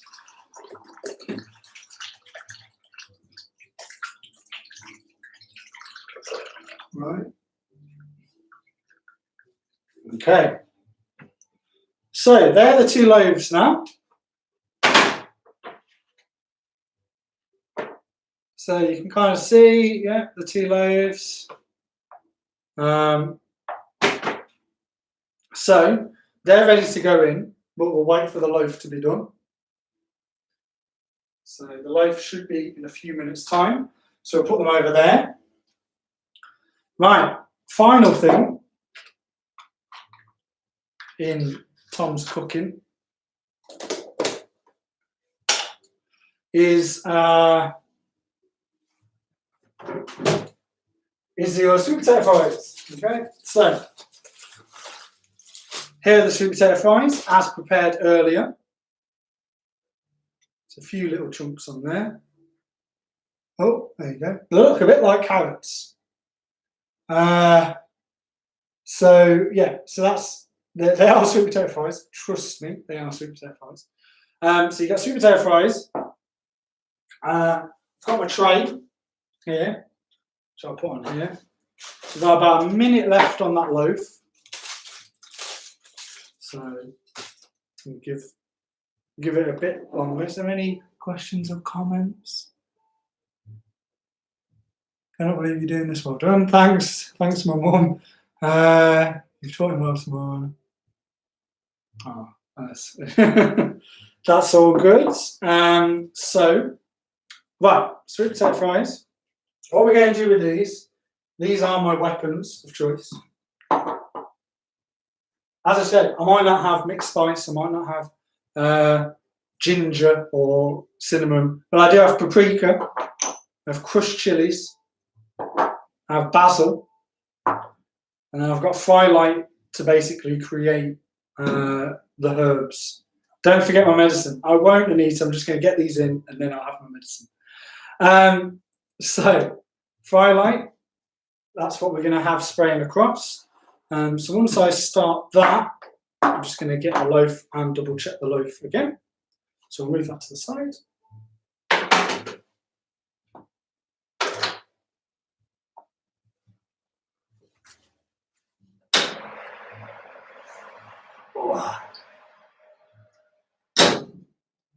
So that's looking really golden now and chunky, complete with stab in the chest. So I'm going to check this again.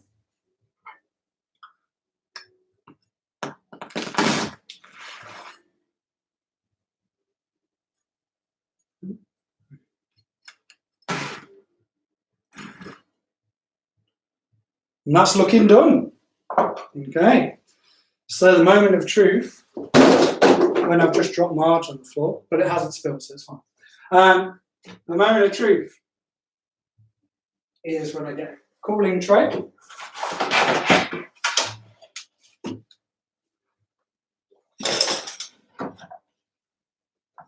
So cooling tray here, move that out of the way. Safety. Okay.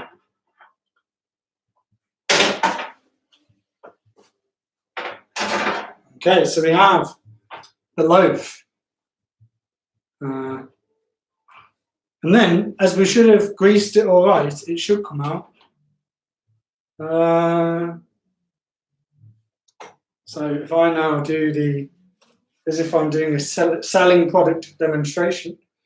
So you've got this. That's obviously where some air's escaped. It's got a bit cracks. So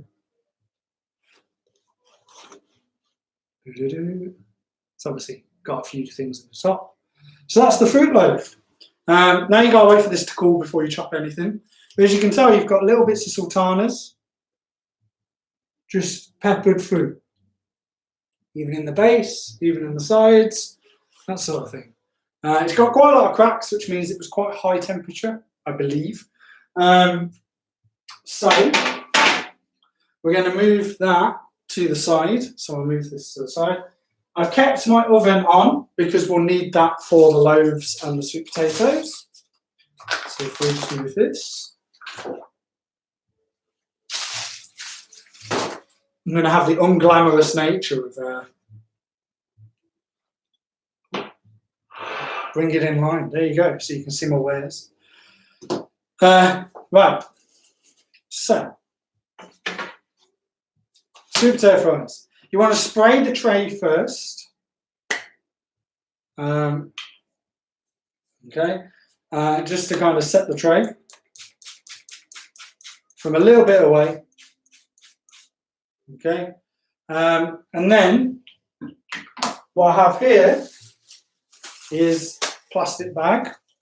So what I'm going to do with this is I'm going to put the herbs and the spices in the bag, okay? And then I'm going to put the chips in the bag, and then the chips will pick up the herbs and the spices, and then we're going to put them on here. Okay, so we're going to add in a bit of paprika. See, before I was doing this, my mum was like, you need a tablespoon, you need these sorts of things. Just going to add it as a C, because that's how I do my my pastas. Is I just do it purely by feel. Okay, so I quite like it hot. The mesh thing is on the tray, don't worry.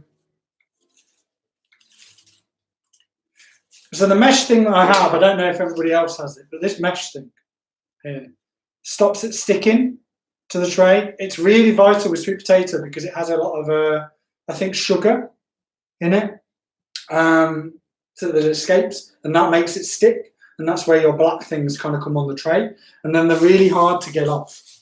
So I've added some crushed chilies into the bag, and then I'm just going to add some basil. It's almost like I got this at Anita's event.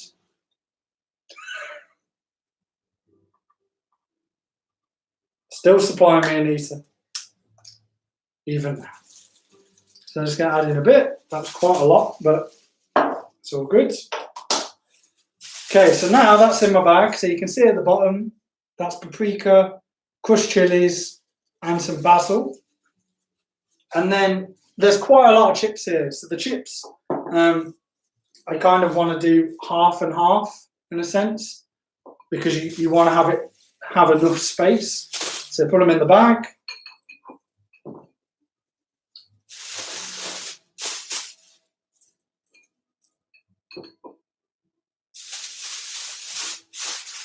Okay.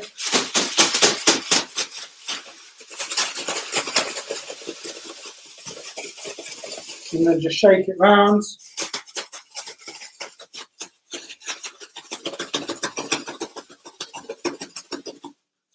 Make sure it's distributing well.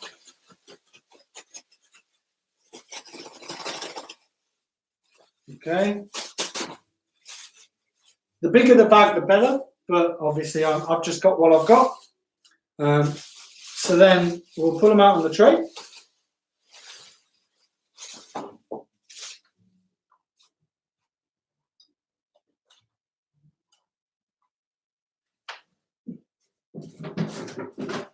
And then that's the first batch that's come out.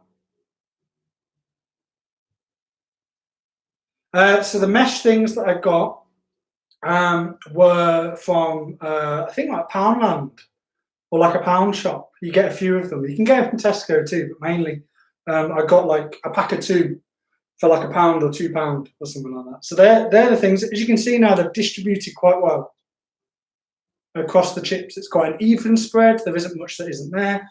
And it's all the way chipped round. So it isn't just the one. So you might want to top up the bag for the second time round, just because it's taken quite a lot of stuff off there. So I'll top it back up.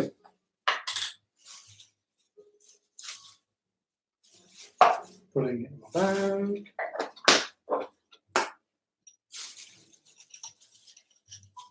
Oh, that lid did not stay on. There you go. Then some crushed chilies. Okay.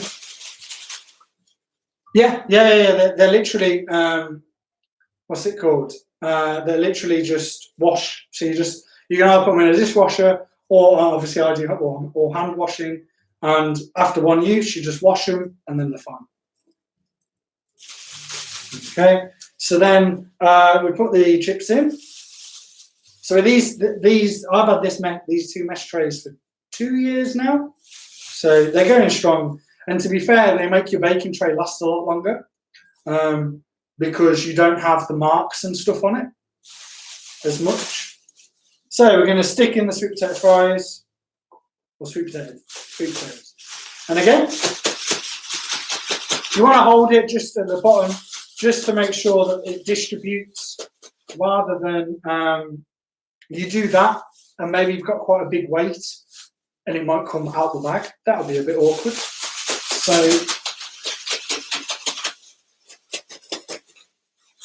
doing this, make sure all the herbs get around the chips.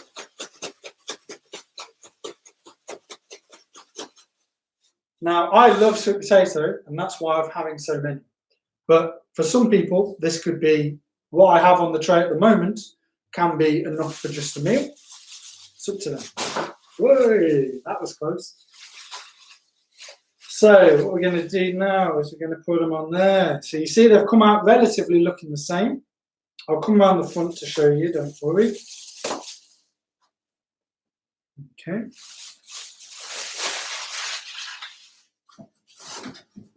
So, there you go. So, can you see them now? So they've got quite a lot of nice spread of crushed chilies, nice spread of herbs, that sort of thing. Okay, so that's what they would look like. And then what you want to do is you want to basically spray it over the top again with this firelight, because you want these herbs to stick to the chip and not just move over and move off the chip. Okay, so again, from a distance, it's almost like a finishing spray. If anybody did art back in school, you used to have like mounting spray or finishing spray. Okay, and now the good thing, and the reason why I've planned this the way I have, is that those leek and mushroom loaves and these sweet potatoes take about 35 minutes to cook, both of them. And obviously I have 2 shelves. So we're going to put these in. So before they go in, here you go. So Put these in. Again, these are going in at the same time.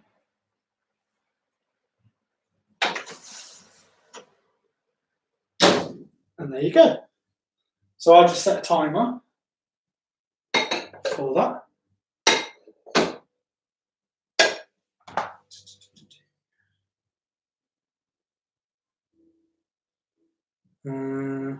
So 35 minutes. Right, 35 minutes, there you go. And yeah, again, this is kind of now the waiting stage. This is still very warm. I'm going to have my medicine, don't worry. Yeah, about 30 to 35 minutes. So we'll do 30 minutes just to then double check them. Although I know that my leek mushroom loaves take a little bit of time. So we might be in and out with the knife checking. So medicine-wise, I'm just going to... my medicine that I have currently at the moment, because I don't have any low flex in, is Express 15. I have 2 sachets. I have 6 sachets a day. At the moment, I'm purely based on powder. I do much prefer the ready-made stuff because I'm lazy. But unfortunately, at this moment in time, that's kind of what I have. So yeah, it's mainly just of all the things that I thought I'd be doing, it wasn't preparing medicine. So, I have unflavoured. I don't have any form of flavouring. I'm well known for my speed taking of my medicine, just to kind of get it out of the way. So, yeah. So we'll wait for the kettle to boil. I'll get a fork. I have the basically the part like the boiling water goes in, and then I add it with cold, so it's palatable. You just and then I'll get a straw.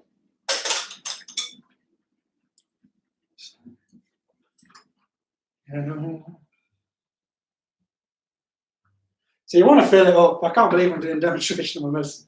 You want to fill it up about a third of the way, because you want to have a lot of it water, like cold water, to offset.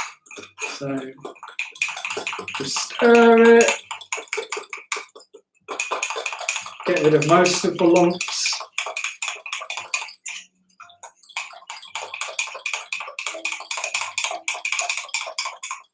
So then it's quite smooth. And then you want to add cold. Most of the time I have it without a straw, but I'll have it with a straw this time because it's not particularly the most gracious of things to witness. Yeah, so then it's just like that. You can't really see. I'll bring it around. Everybody knows what medicine's like. Come on. Look at that lovely mixture. Oh. And then, yeah.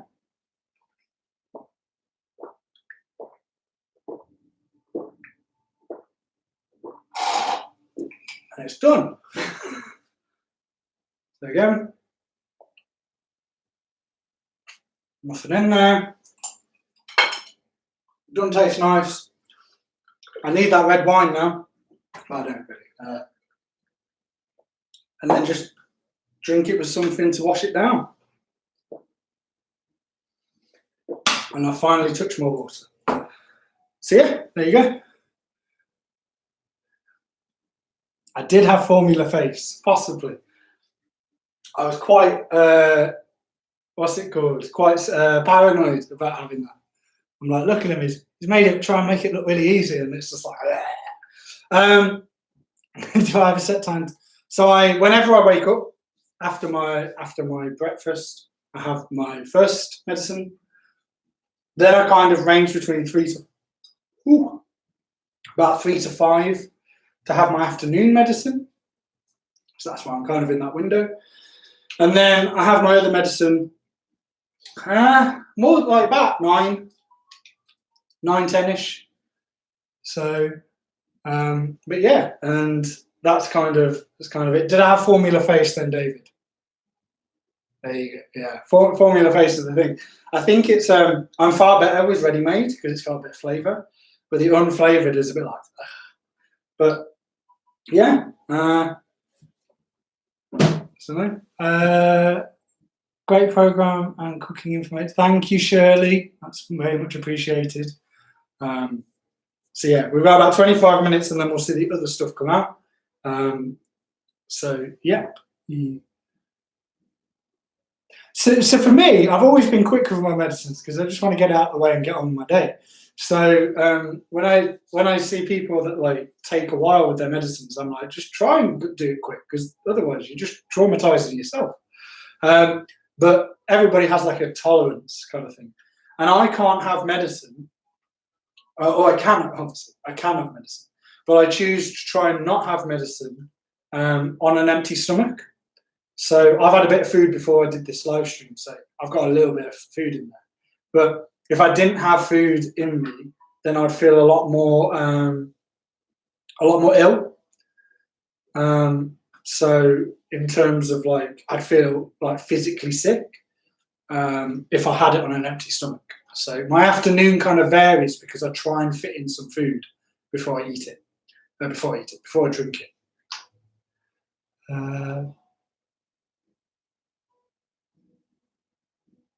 Why did you choose? Okay, so I've always had unflavoured.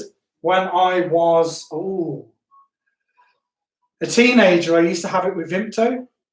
Obviously, I'm on a fake Vimto, but I used to have it with Vimto. So I used to have Vimto added to it 3 times a day, and then slowly I became allergic to berries because I was having it 3 times a day. So I've kind of after that just stuck with unflavoured because I didn't want to become allergic to other things. My Low Flex ready-made is berry flavoured. I've obviously got a passion of berry. So I have Low Flex berry. I have Low Flex berry. A juicy berry. Don't think it's ever seen juice in its life. But yeah, that's what I have. So I have a 20 and a 10 of Low Flex, 2 different sachets. Because I have 15s of Express and I have 90 grams over a day. Now, some people say that's a bit high. I don't know. But that's always what I've had. But because of the mixture of 15s and 20 and 10s, means I have to kind of add maths. If I have a mixture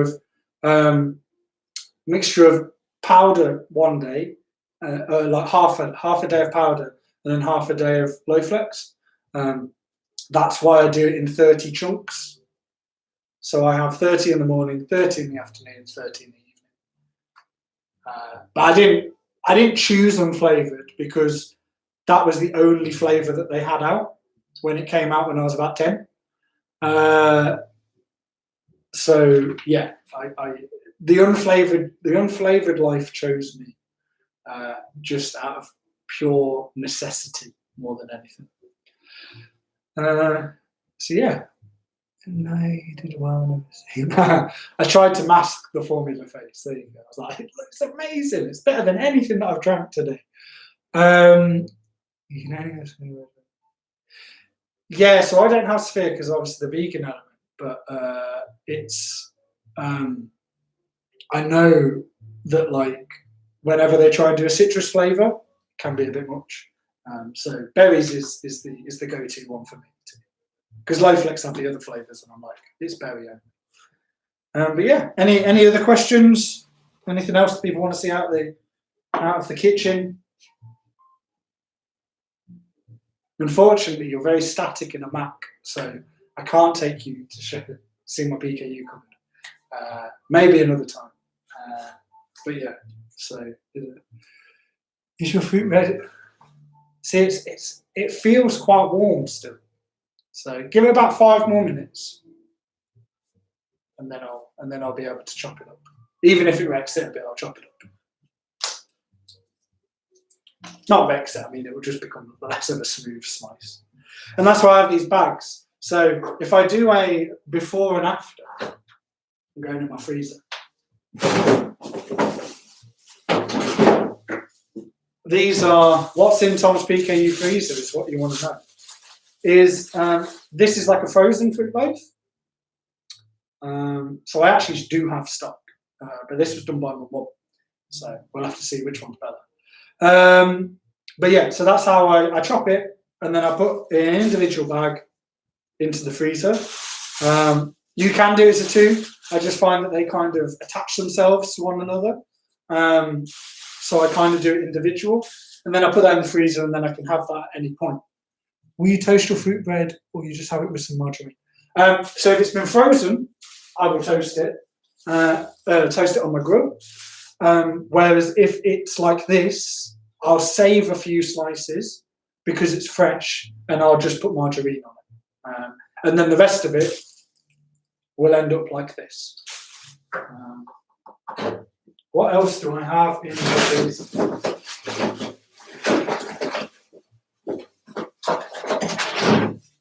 So I have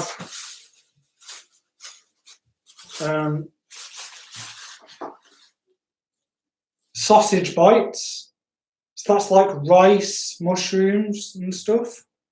Like PKU rice and mushrooms all put together into like a little burger that you can fry.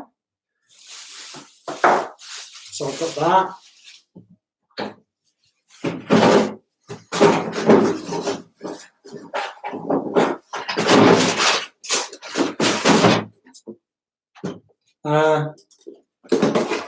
And then something that I was thinking of doing today, but I've never actually attempted them too much, is I'll get them out.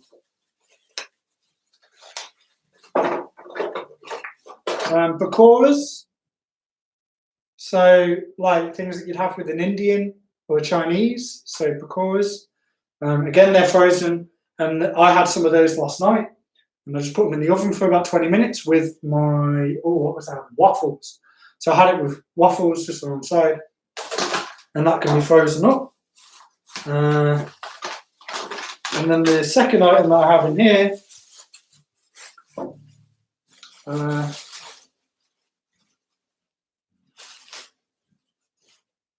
is tomato and onion straw.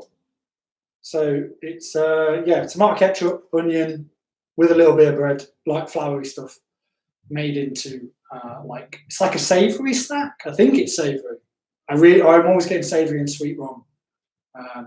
My partner Georgie tells me off for getting savoury and sweet wrong. So so that's. I can attempt these things by all means. Not right now, but maybe another one if people like it. So, did you get good feedback when you were part of the NTPKU conference? Kenilworth. Yes. Kenilworth. Yes, that was last year's, wasn't it? Yes. I did. I think I tried to speak. I'm always quite positive about the diet, so I try and speak with positivity, and I think I got good feedback off it. I'm sure Suzanne and stuff like that can testify a bit more, but it went well, and I was really nervous because I don't really like the position of, look at me and what I can do with PKU and stuff, because I know a lot of people have different experiences with it, but I've always been quite positive. Got good feedback, and then delivered a talk in Turkey at the ESPKU last year on the back of that, and that was very odd because people were live translating what I was saying, so I had to speak a bit slower. But you realise how much different countries have different approaches to PKU. What's it called? Everyone needs a great mum. Yes, my mum is great. How much cooking do you do, and how much cooking? So before it used to be 100% my mum.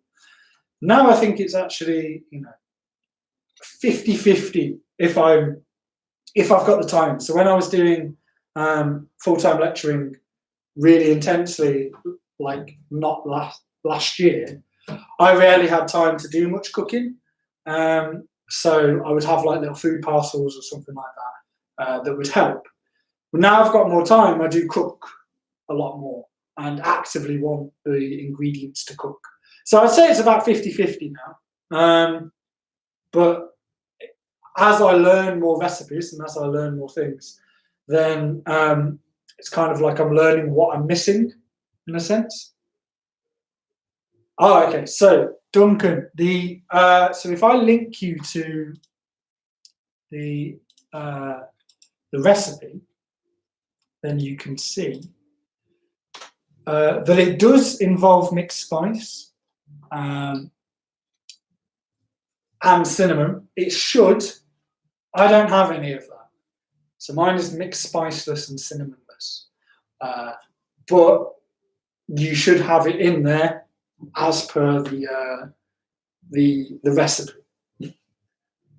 I just, it is purely quarantine cooking in the sense of what I have in is what I have in. So let's try and make the most out of it. But yeah, so that's both recipes are there of the two. And sweet potato fries, I didn't really want to write up a recipe because it's just chop up some sweet potatoes and the bag trick, and that's it, really. We've got about 15 minutes left on those two items. So what I will do is I'll just give this a little wipe down and then we can start chopping this loaf up.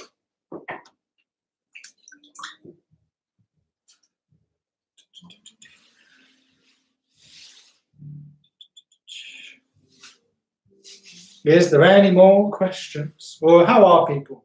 Are people picking up new skills, doing new things, like I'm doing this random thing that I've never thought I'd do? It's cool that we've had consistently about 10 viewers. It's a bit crazy that I'm in your living rooms or kitchens or that sort of thing.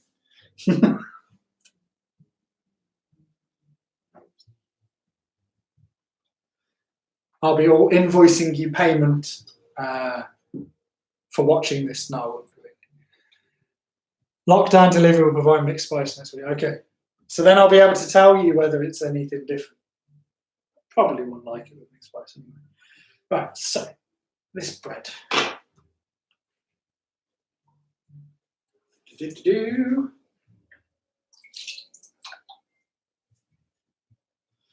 Right, so do you have a freezer, Tom? I have two freezers.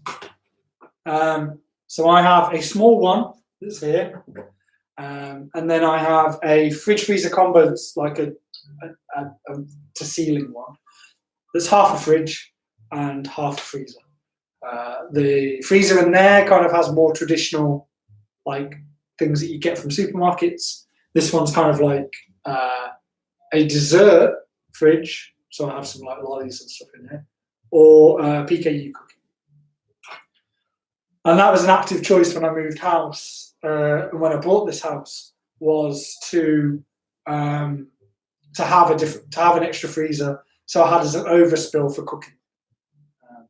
So if we're going to cut this, I'll try and do it this side so you can see.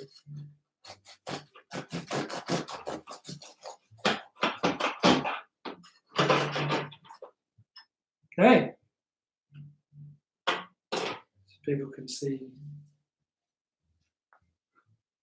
There you go. So that's the consistency. It's quite squidgy. It's got obviously a little bit of crusting on the side, but it's quite soft, quite squidgy.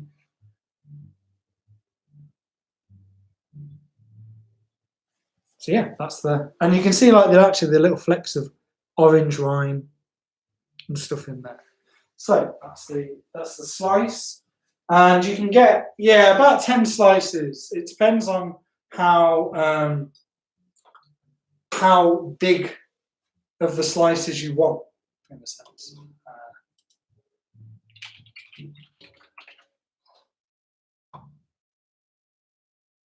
It's got good, it's done all right. To be honest, it's all right. I've had worse in terms of the texture.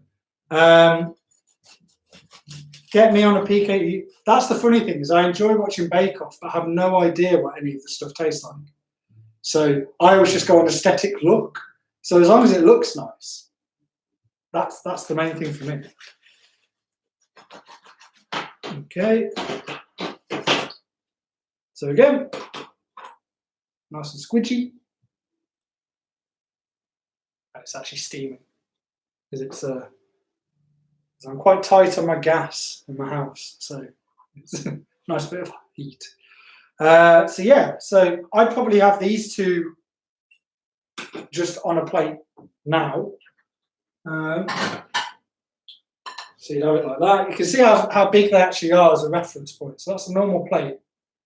So it takes it's quite chunky as a loaf.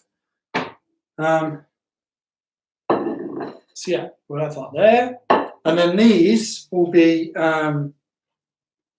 for the freezer.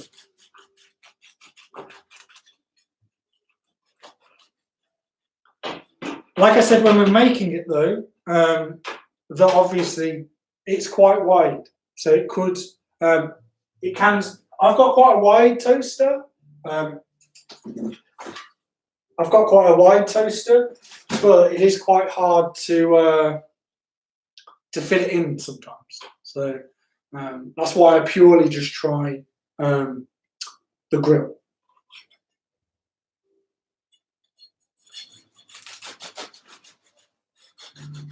It smells very much of orange. Oh, that one didn't work out well. I missed the base on my cut. Not a professional chef, but you know what that means? It means I get more now. There you go. But so.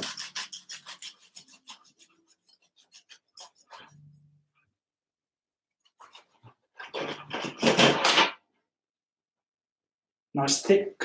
That is a thick, chunky slice. That is. It's a good meal waiting to happen. That is. Okay.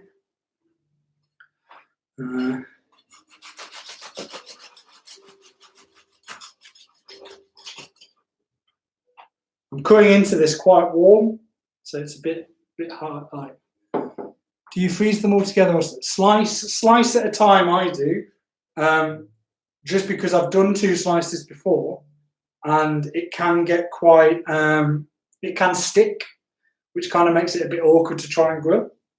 So I normally do a slice at a time. If you've got enough freezer bags, I think I might have enough freezer bags. I don't know. We have about 8 minutes left on the check for the other stuff. There you go. It's all mounting up now. Yeah. It's too warm, but it's fine. I'm doing it so people can see what it looks like. It's all good.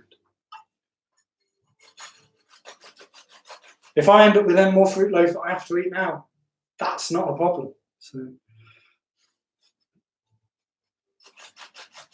So ideally, yes, if I was doing like a blue pita, this is what I made earlier, I would have left this a lot longer, but means as it is, nice and chunky. I quite like chunky slices, but people might be different. So actually, out of all of that, we've got 9 slices. So 9 slices from that big batch, but obviously I have them quite thick. Would I ever use an electric? I have never used an electric knife. You could put a bit of grease paper in between. Yeah, that's true. Again, if I owned that, but yeah. So yeah, two would make more sense. I have done 2 because typically I have 2 as a snack anyway, rather than have 1 on its own. So yeah, let's bag these up.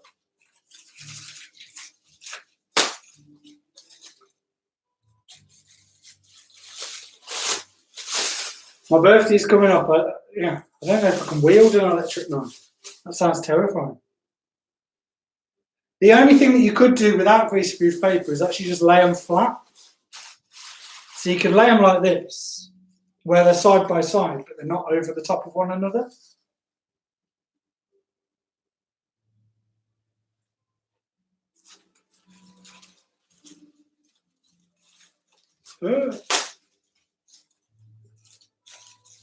So So we have about 5 minutes left. So this is the part of any kind of cookery things that you kind of like, oh, I wish I could taste this. I haven't even tried it myself. So I could be lying to you. I could be saying that it was amazing when it wasn't.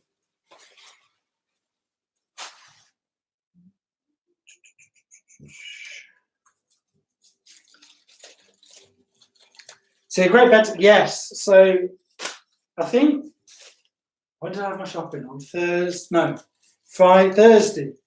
My mum made a fruit loaf and sent it up with me. And I legitimately had that as my dinner. I had 3 huge thick slices and just went, there you go. So bedtime snack or just any time snack is my philosophy with that.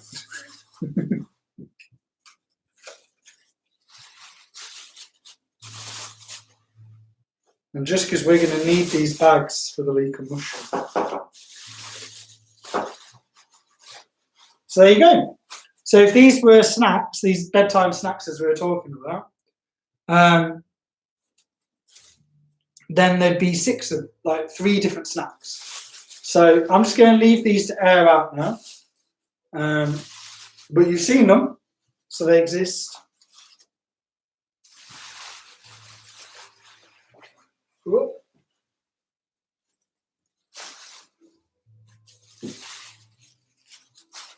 And there it is. I'll have to take a picture and then I'll put it on Twitter of all the things together. How about making one of my curries next time? Okay, but I can more say, we can do meal cooking. David can do his pasta. I could do the curry. Yeah, by all means. I normally have like jalfrezi or Vogan Josh and just have a lot of sweet potato and butternut squash base. As you can tell, I like sweet potato. So yeah, that's kind of put all these.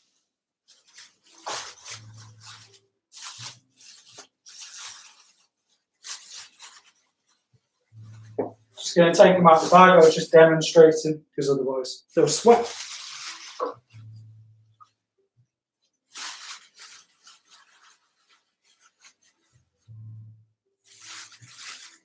So has anybody got any other random questions that want me to try and answer while we wait for this? Yeah, if have people enjoyed this and not, have I been okay? Have I been an okay host to maybe do another one? I know how to set it up now, so.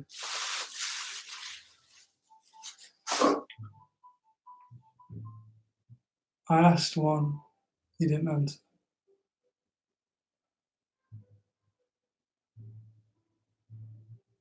What are you doing with my life in isolation? So, obviously, I'm going to edit that thing that you wanted me to edit, Anita.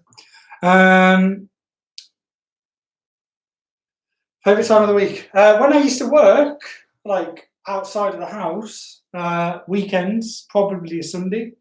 But every day is blending into one now. And then, what's it called? Yes, I would like a medium hot recipe. A medium hot recipe. Okay, not too much chili, but enough chili.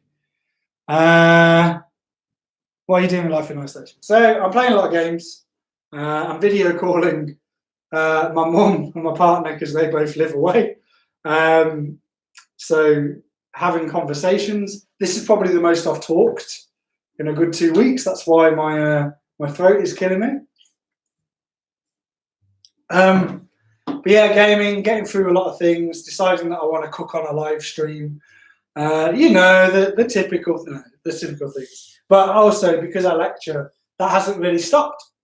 So I just do all of that now upstairs in my office rather than travelling to Coventry. So You must do another one, please. You're going to cheers. Was not hinting, you know me. I know. It will be done. I'll try, promise you. My mum said, what do you wish you could make / create that is typically non like an equivalent tree? See, someone said about lasagna earlier on, and I've never had lasagna. I'm sure I could probably make one that is like with Violife and stuff, and people have done that. Never tried it, so maybe something like that. But I'm pretty happy with what I eat, really. Obviously, the people around me, so my mum's partner, and my partner Georgia, they all eat like food that I can't have, and I don't look at theirs and go, "Ooh, I want to have that." So there isn't necessarily anything that I really miss. Could you do a Gordon Ramsay and have people cooking on socials? By all means, let me turn off that. There you go. So I'll answer those questions when we're just going to have a look at these. So the sweet potato fries look good. So if we are getting, try and not let the heat out. My little putting hot stuff on here.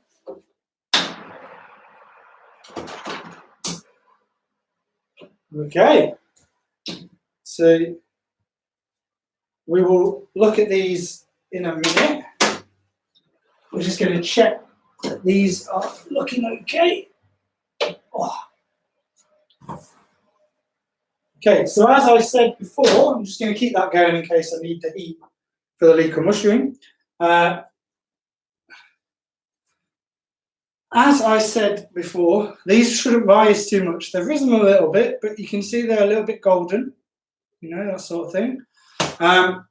So what I'm going to do with this is I'm going to try a knife again. With these, a little bit smaller because they're smaller. And see again if they have any residue left on the knife. And the answer is yes, they've got a lot longer to go. So I will do about 7 minutes with this. And I'll just check the other one, but I'm sure the other one is exactly the same. Yeah. So we'll put them back, but the sweet potato fries are done.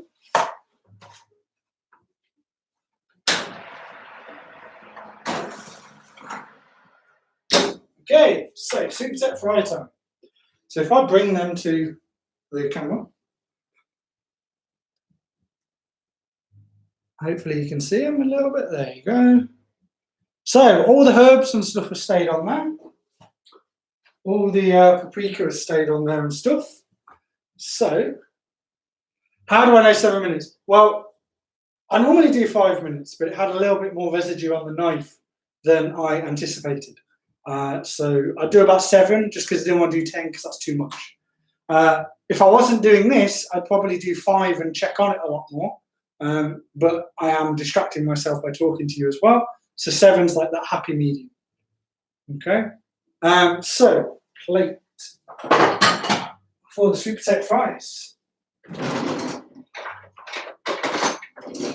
So they're actually quite well done.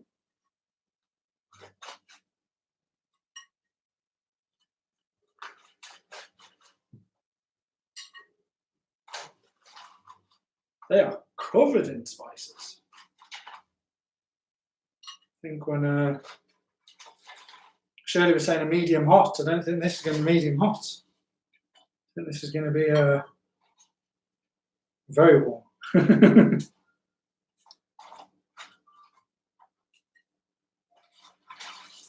Okay, so oh,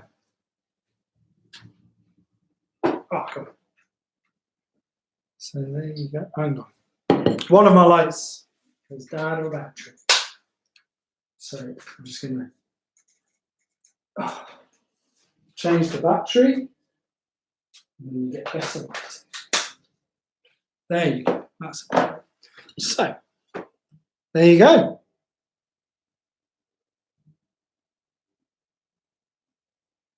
So yeah, pretty decent amount. Nearly a full plate coming out. Could we try virtual chips? I can. There you go. So you see actually how even the bag did in terms of the herbs. So you've got paprika on there, basil, and crushed chilies. So loving your colourful mat. Was that housewarming? Yes. So I have a lot of different colourful things around my house, and the mat is one of them. I have very colourful table mats behind you. Will you eat all of those, or can you freeze some? Now I would eat all of them because I'm a pig. But you could freeze them. I don't see why not. But then what I think you should do, because they're probably obviously going to taste better when fresh, is just make as much as you would want. But if you're more than a family of one, because that's quite a lot, but I'm a pig, then what's it called? Then I would eat all of them, but you could split them between family members quite easily. And again, completely free of exchanges. And sweet potatoes don't cost too much, and all you need is that and some herbs. It's really easy, and that's quite. Just takes a little bit longer than maybe if you had frozen. But yeah, I can try one.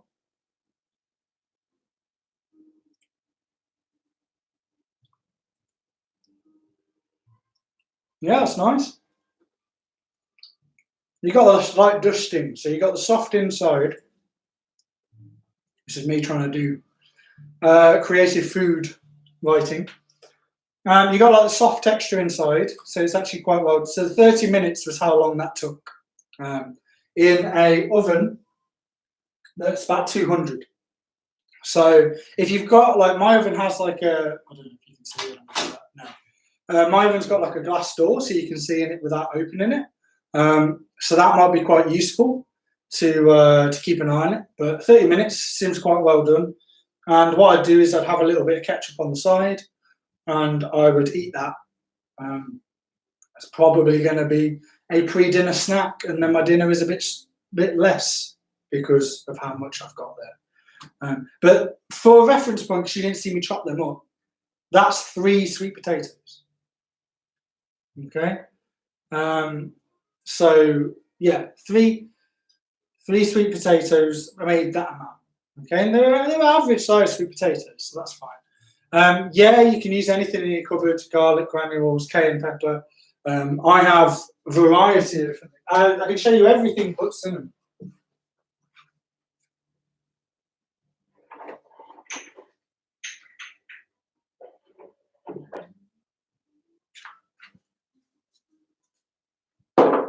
So I have mild chili powder. Could have used that. Could have used cayenne pepper, as my mum suggested.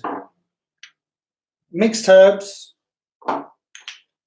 Some mild chili powder again. Garam masala you wouldn't use, but that is a spice. I do have a spice here. And then some oregano. So you can use anything that you want, in a sense. Fajita spices, yeah, you can do the mixed spices. I've got some curry powder in there, so you can do spice mixes. That might be quite useful. So have a little try out, have a little play around, because they're really easy to do. I've been working for this,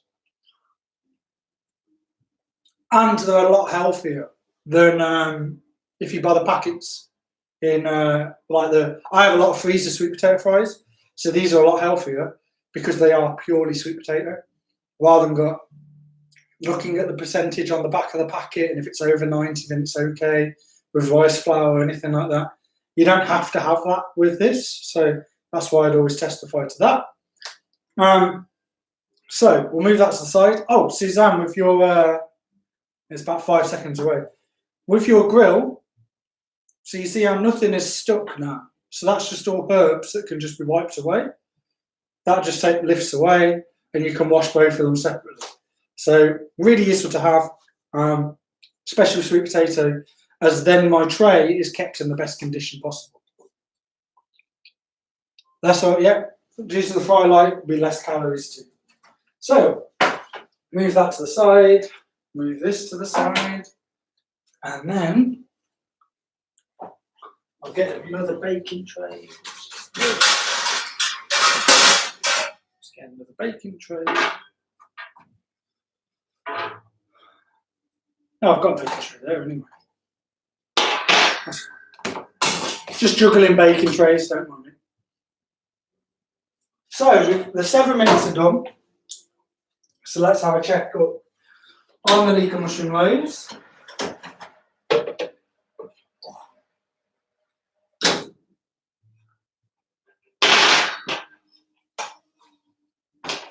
Move that baking tray. Right, so that's how they're looking like now. So they're going really golden on the tops now. Yeah, it does definitely save scrubbing. Definitely save scrubbing. Really just needs to sit a little bit in a little bit of water, a little bit of hot water, and then it kind of goes off. So that's it's really good.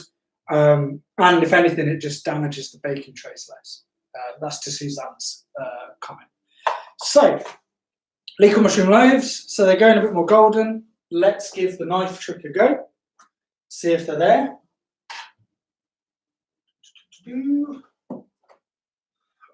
Do a different knife.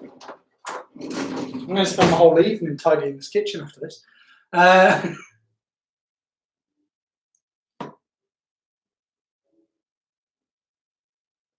Nearly. Just about, well, I'd say, yeah, we're going to give it about 5 more minutes, just under 5 more minutes, just because it's got a tiny bit of residue, less residue than it was. So it's certainly helping.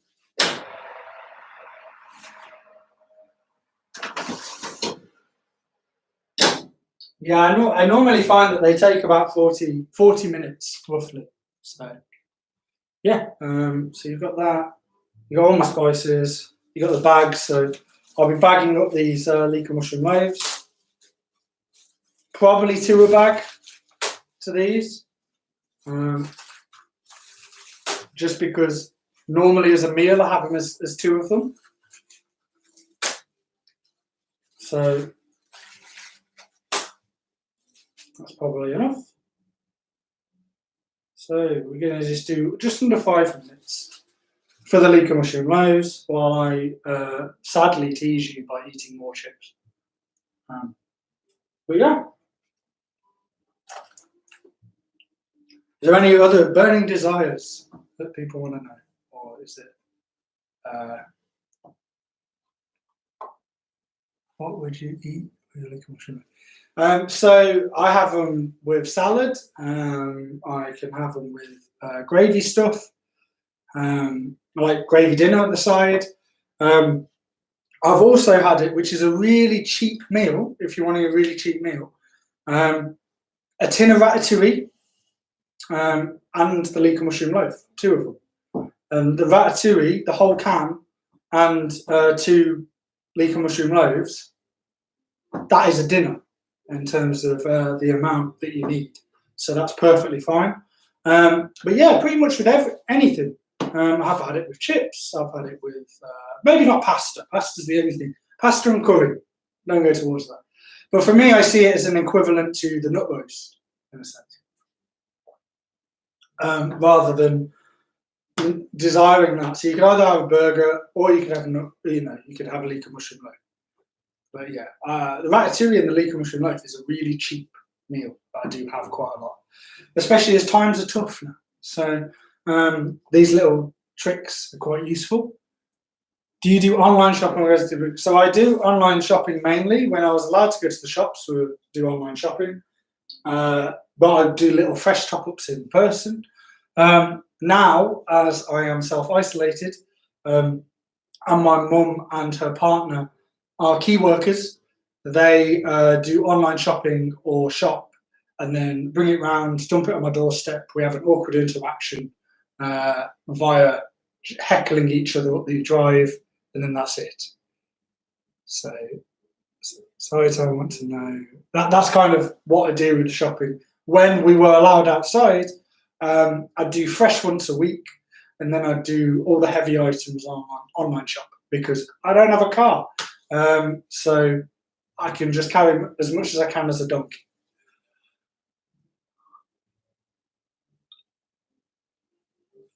Suzanne, sorry, I want to know how you fit time into this cooking. Yeah, so I kind of eyed up doing this leek and mushroom loaf for like the last week and a half and a bit, because I was like, I'm reaching a low stock in my freezer. So I kind of do batch cooking. I tend to cook like this once a month-ish, like this heavy. But I've also got quite quick to doing a loaf quite quickly. So if I don't want a Mavella loaf, or if I don't want those sorts of stuff, then I can always make up a loaf pretty quick. So the batch cooking, my pasta and my curry batch cooking is every couple of, like twice a week. But the baking stuff is probably every month, roughly. Where I just go, this is everything that I need. Mainly dinner stuff is what I kind of look after. The treat stuff, like the cakes and stuff, less so. But the dinner stuff is the one that I always focus on, because it's hard to come by free accompaniments to meals. Most of them are exchanges. So I've got 15 seconds left. Will you complete the diet? Yes, I've been meaning to complete the aspartame survey. Yes, certainly, given that you struggle to get full fat anything in any restaurants these days. So yeah, I will fill that in. I believe it's posted a lot over Twitter, so I will get on that. So let's, for hopefully the last time, look at these leek and mushroom loaves. Oh. So keep the oven going in case. It should be all right. So I always do that. Looking quite golden now. Yeah. So we're going to give it a go with the knife. Yeah.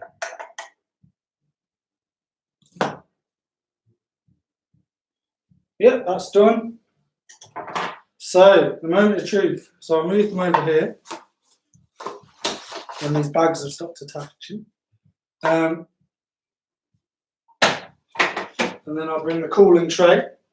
I mean, we don't need that underneath anymore. Cool. Turn off the oven, because that's done.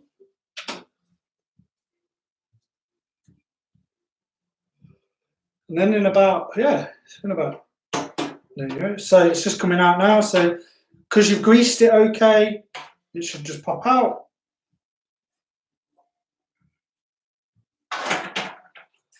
So there you go. So as you can tell, it's come out as one big thing. It's not too cracky. That means it's been a good heat. Yeah, quite golden on the top. They're quite wide, so you can kind of get a general idea of the width. If I do my phone, so I told you there should be about a phone's width. That's roughly about a phone's width. So that's the one done, and you can tell that there's leeks, there's leek and mushroom and stuff dotted throughout. But the good thing is it doesn't taste too leaky. So if you've got people that are a bit like a bit anti of leek kind of thing, so you can do this. If it's really greased well, it can just fall out. If not, you can fish slice around it. But there you go. So they are the two loaves. And again, because you greased it okay, the tins have come out all good in terms of not too much washing is needed. And because I realised I didn't show before with Sharon, in regards to the silicone one, not much residue left, it's just the edges sort of thing. So yeah, so they are the leek and mushroom loaves. I will bring them close.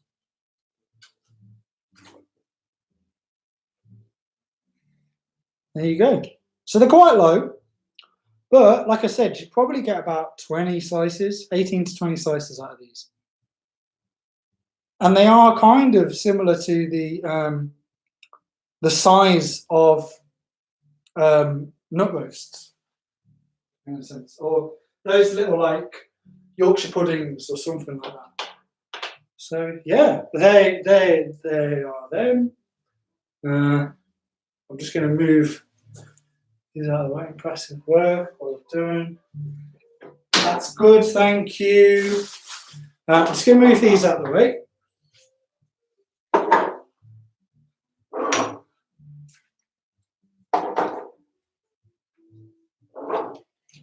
So, to anticipate what someone's going to probably ask, how long would these Leek and mushroom loaves last me? And you're probably talking, yeah, like I said, about a month. Because if you're doing 18 to 20 slices, and that's like two slice a meal, so to speak, then you've got 10 meals there. And there's only 30 days in the month, as I know. So if you do one slice a day, one slice a meal, you're talking about 18 to 20 meals. So for barely little time, it's a good accompaniment to have for a salad, for a potato item, and it's free, exchange-wise. So that's really useful to almost bulk your child up, or bulk as an adult, up your dinner with a free food exchange. With a free food item, sorry. So I've got the bags there. I'll bag that up. I'll bag that up off camera. So yeah, they are my 3 things that I've created. I will do a slice. I know that they're very warm, so I'll only do one slice, just so we can show you what they are like.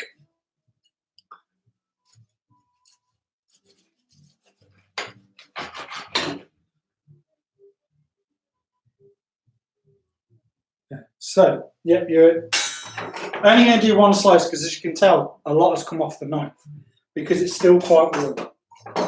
Okay, so you should let this cool, but obviously for the beauty of this. So that's what it looks like in the middle. I normally have this with some ketchup on it, or like I said, with the ratatouille, you have the ratatouille over it. So yeah, that's kind of. So as you can see the leek, you can see the mushroom. It's quite healthy, to be fair, because you're getting in vegetables that typically I wouldn't choose to eat leek any other way than this. So yeah, there you go. So yeah, that's kind of concludes. You can see my little array. That kind of concludes what I had planned. So. Is there any final questions, or people just want to be here and eat the food?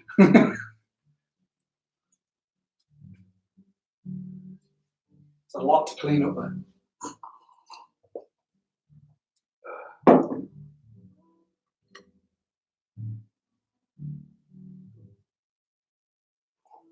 It will cook better when cool. I was just demonstrating.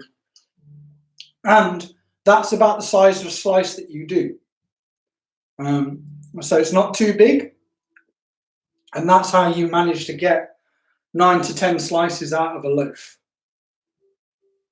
So it will cut a lot better when cool. And I don't normally cut them this early. It's just to, what's it called? It's just to demonstrate to yourselves. That's the benefit, isn't it? That's the benefit of watching someone else cook, is that you don't have to help with the washing up. This is why you need a dishwasher. This is why I need a dishwasher, because otherwise, thankfully, you don't see too much. But if I turned my Mac, there's a lot there. So yeah.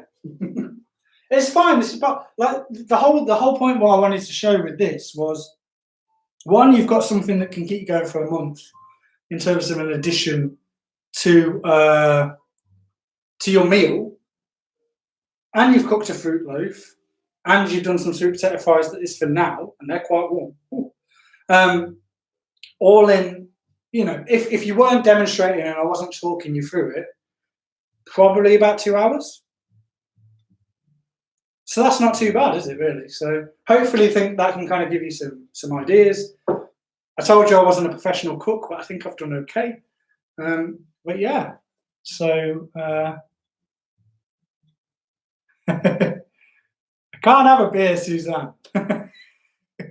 No, what I'll do is I'll just put on some music and I'll just tidy it, so it's fine. But yeah, so I'm glad people enjoyed it. It's been a very odd thing for me to do, but it's been nice to chat to people, even if it's through this. But yeah, any comments, any feedback, let me know via like the social medias and stuff. But yeah, so hopefully you've all had fun. I'll take pictures and I'll put it up online about what I've made before I do the mammoth tidy. But it's not too bad. I've done this before, so it's fine. But yeah, so hopefully you've had a good time. So if there's no other final questions, then yeah, I guess I'll be calling it there. I had a good 2.5 hours of me just talking to people. And it's been lovely to meet some of the people that I haven't seen or haven't heard from before. So and the old trusted favourites, thank you for coming. But yeah, it was nice to hear from other people and nice tips and tricks. And who knows, I might be doing another one of these and it might be curry and pasta and all that sort of stuff. So yeah, well, have a good rest of the day. Stay safe, don't work too hard, Anita. Yeah, and thanks for your time, guys. And this will be up online. I think, I don't know how this works, but it's kept an archive of it. So yeah, you can watch this back or link it to people or whatever. So yeah, but cheers for your time. Have a good rest of your Sunday, and I salute you with a sweet potato fry. Shirley is my okay, that makes sense. Okay. Right, see you guys later then. Thank you. Bye.